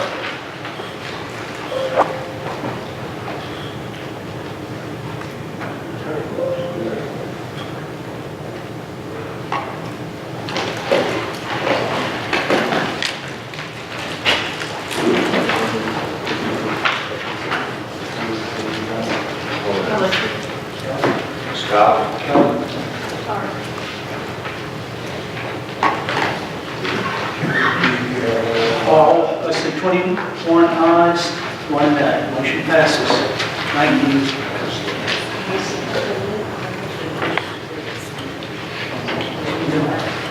That, for Commissioner Jenkins, for the record here, the clerk asked, was that motion for new hires? Does that change everybody's policy? Well, I mean, it would have to be, New hires. pretty much have to be new hires.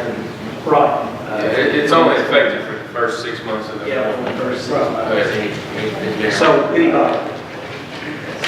Is that clarified? Okay.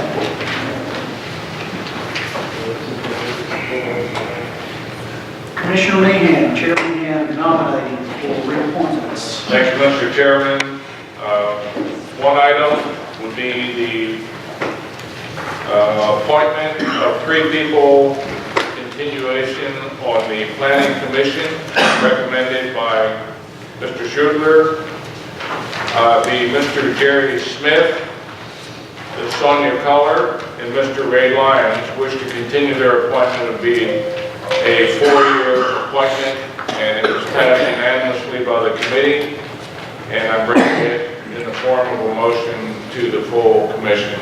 Thank you. Is there a second? Commissioner Garland, second. Discussion? Questions? Hearing none, Madam Clerk.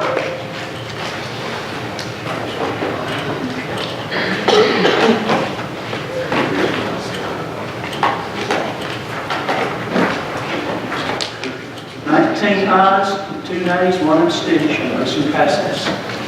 Thank you. Nothing more. Thank you. Mayor, your report, sir?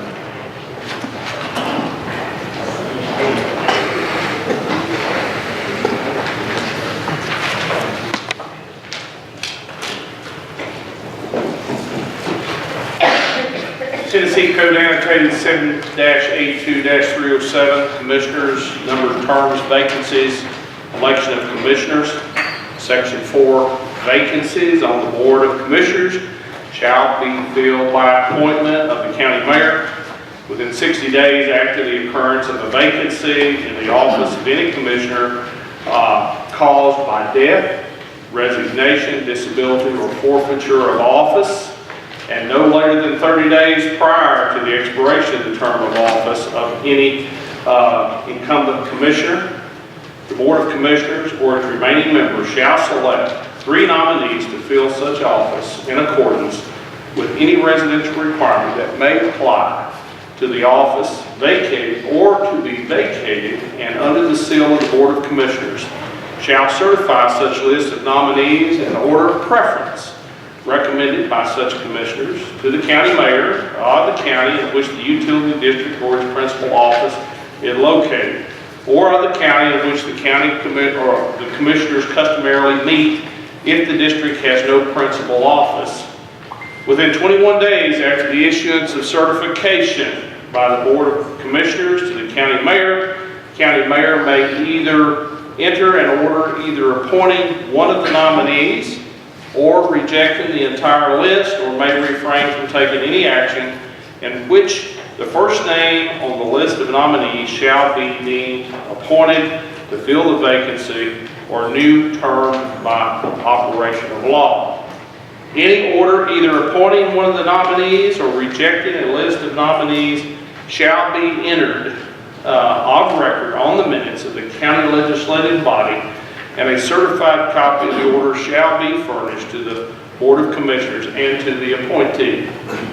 The Hampton Utility District submitted a list of nominees which you've been provided for consideration in filling the term currently held by Richard Tester, which will expire on April 30, 2018. Per the provisions of the statute, Mr. Tester is now duly appointed to a new 4-year term that will expire on April 30, 2022. Madam Clerk, please let the minutes reflect said appointment. Thank you. Thank you, Mayor. Next. You know how many years Mr. Tester has served in that position? Many years, sir. I don't know the exact number, but Mr. Tester has all the state training that's required, and he wishes to continue on in that position. And in this case, I don't see that there's a problem with that. Been about 15 years, I think. Thank you, Mayor. Continue, please. Okay. Next, you have been provided 2 applications for reappointment to the Carter County Equalization Board.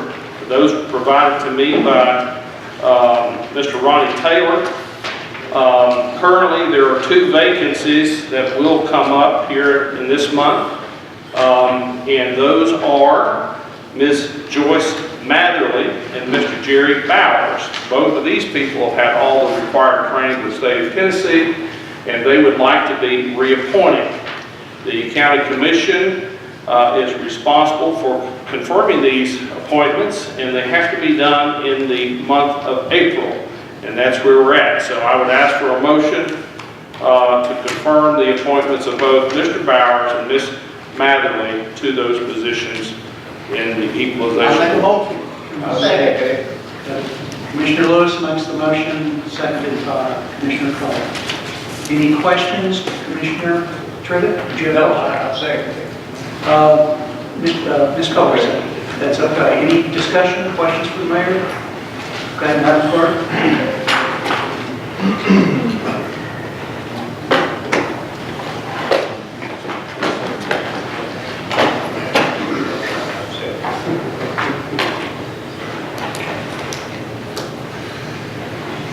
Ms. Cole?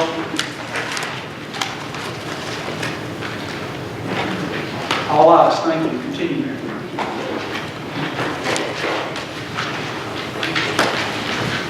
Just an update on some of the grant activity through the Mayor's Office of Economic and Community Development.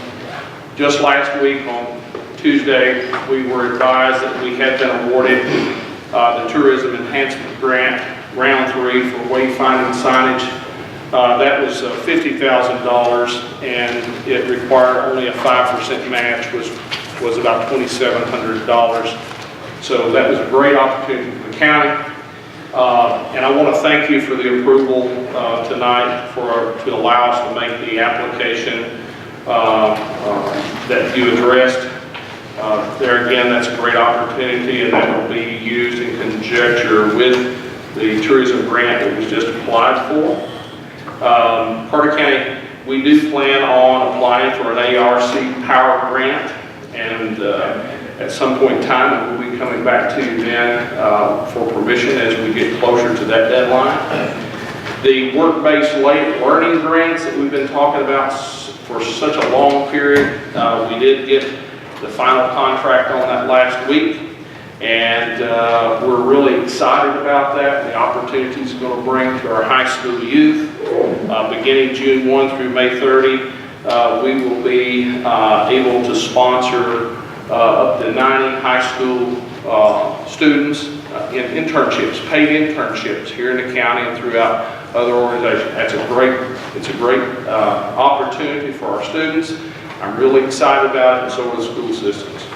As far as the 3-star grant, the ACT Work Ready Community project, that's well underway now, and we're working diligently to meet our goals so that we can show the state and prove to them that we are a good county that's working extremely hard and using these monies to the fullest extent. Also, we have already made application for 3-star grant for 2018-19, and that application is for $25,000, which does not require match, and we're going to use that money for the Fish Watauga project. That's another great opportunity that we have. Just developing the relationship with Dennis Tumlin and working with Ray County and Dayton, Tennessee, that will give us an opportunity to emulate what they have done there. And I mean, the success that you've seen, $14 million economic impact within 1 year. It'd be foolish if we don't embrace this opportunity to go ahead and make the best of that. So a lot of great things happening in Carter County. A lot of grant money's coming in. First time ever through the Mayor's Office of Economic Community Development. We appreciate the working relationship and you allowing us to make these grants where there is a match that's required. For instance, the $50,000 we just got, plus the one that you authorized us to make application for tonight, if that was awarded, we're going to have over $100,000 in grant money for only about $10,000, roughly. So, I mean, that's a great deal. Can't pass that up. That's all I have, Mr. Chairman. Thank you. Thank you, Mr. Mayor. Next item on the list is to finish out committee reports. Anything from agriculture? Yeah. Commissioner Garland.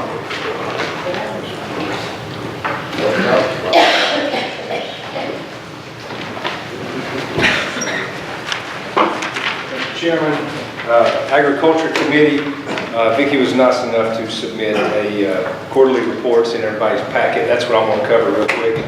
Just hit some highlights again.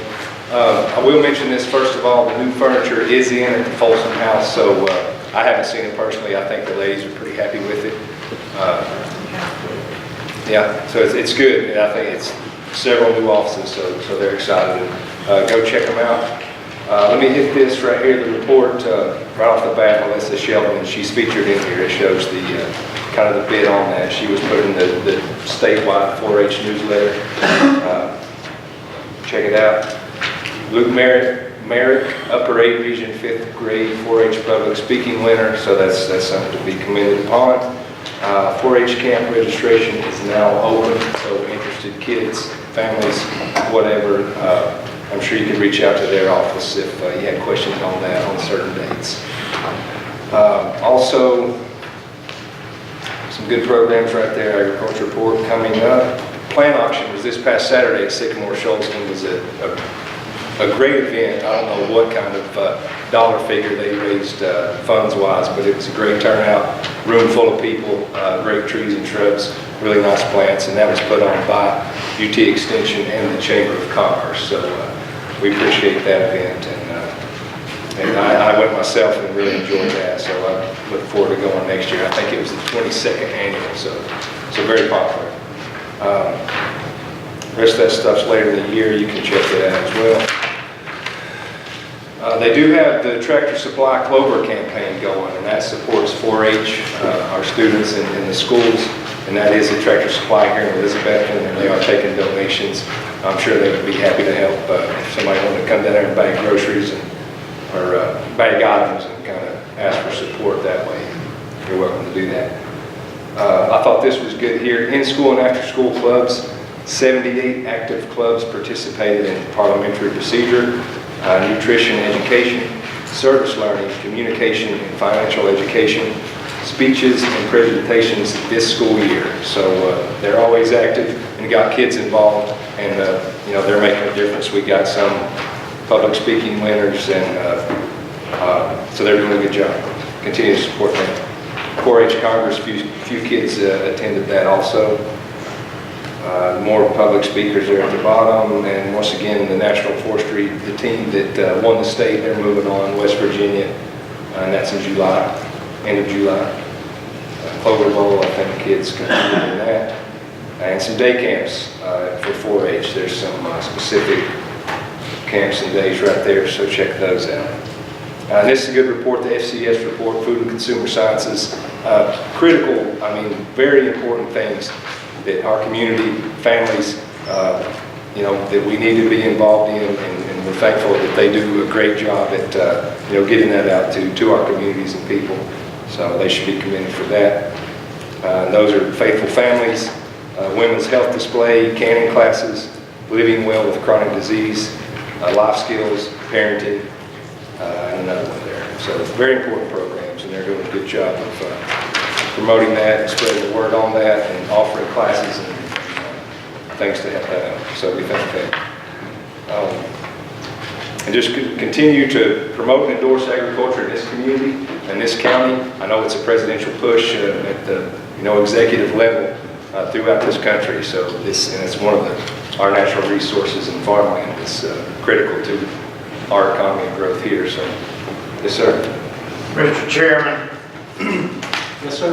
On the second page, under your FCS report on the sheet, I'd like, on behalf of the Board of Directors of East Tennessee Christian Home, to thank Vicki Clark for her work in working with the children on sewing classes. I understand that in that home ec anymore is not taught in the schools like it used to be. So thank you, Vicki, very much. Let's give her a round of applause.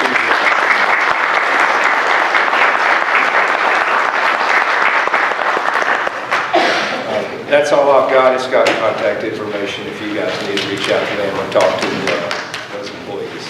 Any other questions? Thank you.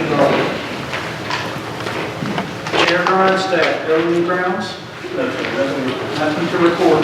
Mr. Chairman, if I may, in addition to that, it's an item I forgot, buildings and grounds. I'd like to announce that Highway Department has their equipment on site now.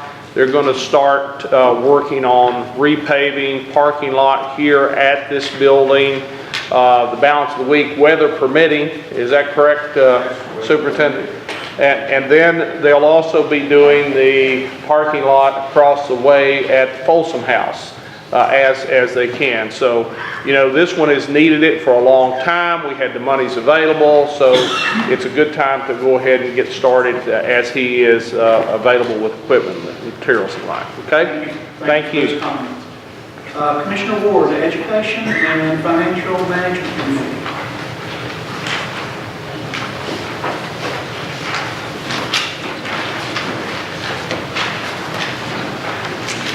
Our second meeting was at Weldon Elementary, and I'm going to encourage you guys to start coming to their meetings because you actually get to see the kids active. We had a choir sing to us called the High Notes, and everybody that was there to say it was a blessing. I mean, they really did a great job. One thing about Cloudland, I want to say, is they're keeping that school in great shape. The principal actually gave us a slideshow of some of the things that's going on in that school. Pardon me, my personal story tonight. But she did a great job, and I'm real proud of Cloudland Elementary. Our next meeting will be on May the 7th. It will be here at the courthouse at 6 o'clock. The school board meeting this month will be on the 19th at 4 o'clock.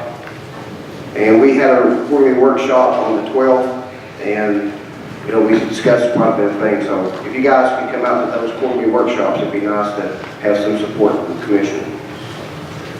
As far as financial management, we went through our process of hiring the new director. We had 22 applications. And out of those 22 applications, we chose 3 people to interview. And our choice was William Brad Burke. He'll be starting on the 19th. Do you have anything you want to add to financial management? Do you have any questions? Let me ask a question back to education. And then recently, I think the 7th District, Steve Hodder, he pulled his name out of the election race, maybe because he moved districts or something like that. Is he currently serving still? Is he the 7th District representative? Or there's Mr. Barnett. Chairman Barnett. That's the reason I'm glad you brought this up. I want to find out, we need to get someone appointed. And is it too late, Mr. Hart, can we get him later on? Appoint somebody now and get him on the ballot for office? Is it too late? Well, that's a new one on me, sir. The school board, obviously, we don't necessarily have any dealing with as far as the appointment to the board, and I'd have to defer to Mr. John Banks, who is the school board attorney. I can research it certainly, but I don't want to step on his toes and give you a legal opinion that would be contrary to his. So we don't need to bring it before you guys to appoint somebody? To the school board, I don't believe so. That's in you guys' realm. So it's up to us, okay. I thought that, I read an article, something like that, Abby, maybe, that I think that they have through like April 27th to submit, April 19th. or like 19th. Okay. Yeah. So I guess interested parties if want to be on the ballot. And would that be for the May primary? Yes. Is that right? No, for all. Okay. Any other questions for education or financial management? So, but is he serving in the 7th District? Yes, sir. Now. And it just came out the other day, so effective now, it's, we appoint someone. Make sure we didn't have to trade it. That'll be your board. Okay. I have a question, has he resigned his position now, or did he just withdraw from the future election? He withdraw from the election, but it's my understanding, since he was, has been, he's out of district. He is. I thought to cover us, we want to make sure that we do it as soon as possible. If it works anything like the county commission, yes. I mean, if he's no longer a resident of his district, then he has vacated his position. If it works the same way, and I can't promise you that it does, but I'm not aware of this body having any authority over appointing a school board member. I'll give it to Mr. Banks, and thank you. Okay. Thank you. Chairman Holgren, Alderman Munson. No, we don't really have anything to discuss other than if you look at your minutes, you can see some information. I believe Commissioner Johnson provided pertaining to the environmental court, the number of cases that have been presided over in the last 4 years. And you can see that the totals have bounced back and forth, and we'll take this information into consideration for the setup of the environmental court. Mr. Johnson, do you have anything you want to add to that? That's all. Okay, thank you, sir. Commissioner Jenkins, you want anything from Parks and Recreation? Yes, sir. Nothing to report. Okay, thank you. Director Schindler, anything from the planning commission? Our planning commission this month will be canceled, and we'll resume on the 3rd, she can go Tuesday. I don't think I left any, oh, landfill, sorry. Sorry. You know, I always Chairman, have okay.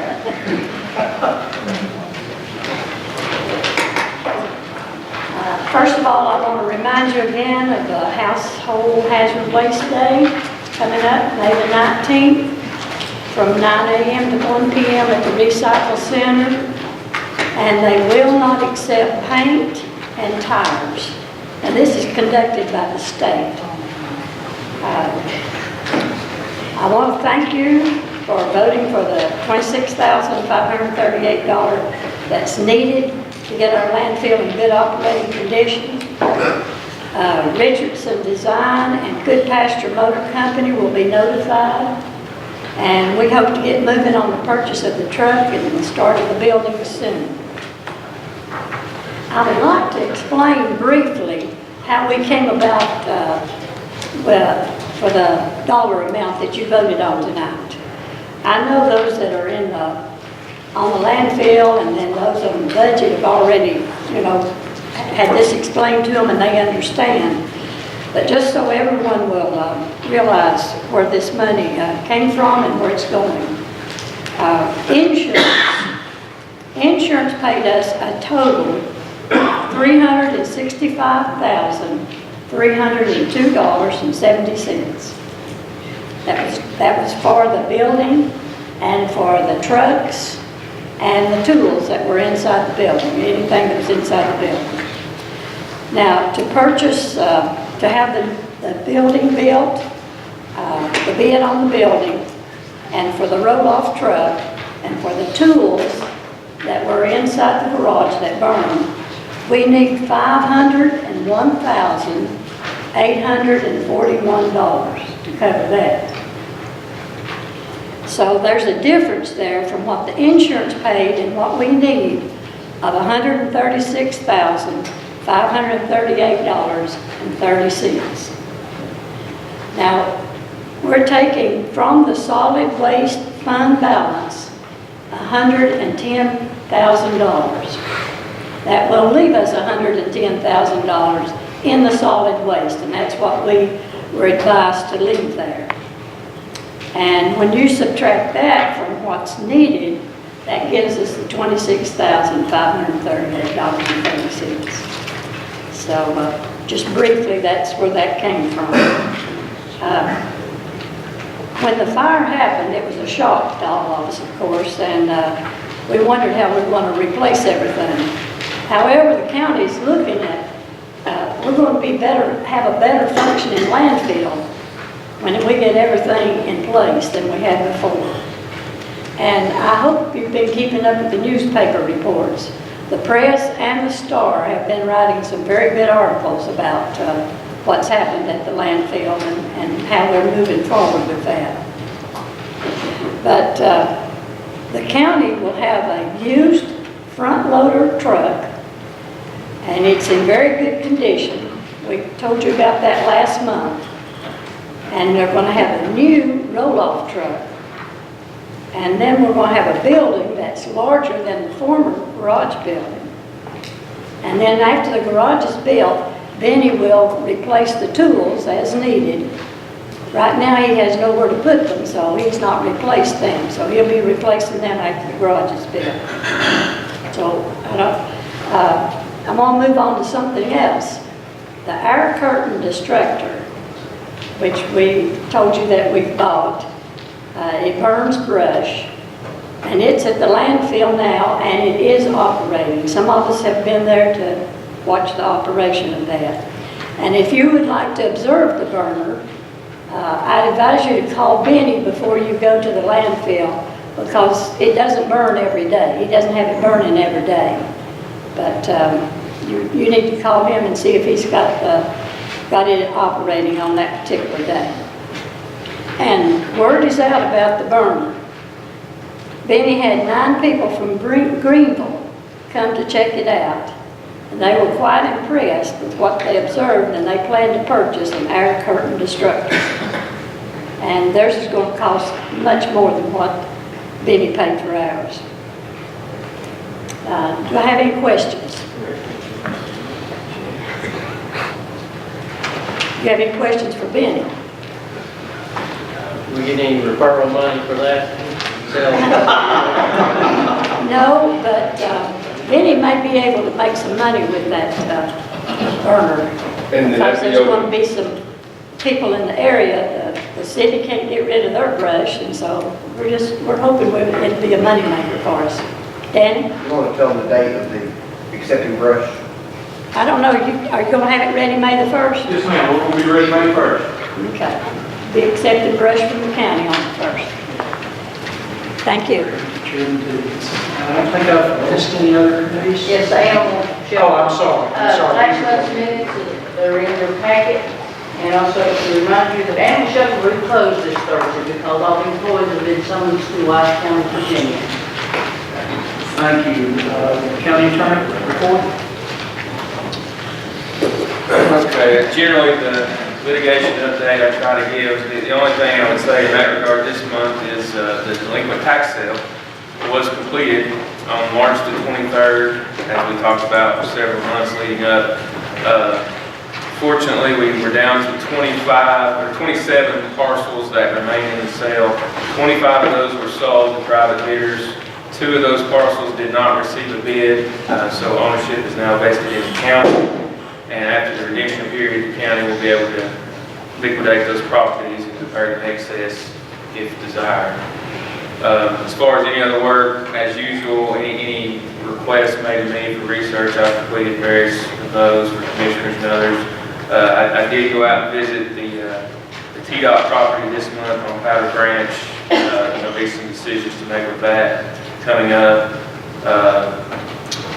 Contract review for the Sheriff's Office, some research for the Perry v. Carter County litigation that I'm working with the other attorneys on that.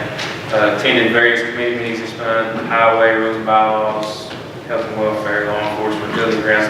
Any commissioner or chairman who wants me to attend your committee meeting, just ask me and I'll be happy to come if I'm needed. Other than that, I'll submit my written report. Thank you, Attorney. Commissioner comments, floor is open. How much money did we make on the tax sale, Councilor? I don't have the totals up. Do you have any idea when it's? Probably $207,000, $172,000 was overage. 172,000? We've got a lot. I mean, it used to, obviously, when I first started, it was many years behind. Now we're just doing 1 year at a time. So those early times when I was selling 3 or 4 years at a time, it was a bigger number. But we're as up to date as can be, and we do them 1 year at a time. Commissioner? I'd like to thank you, Chairman Acuff, for moving this meeting along and let's get it out over here.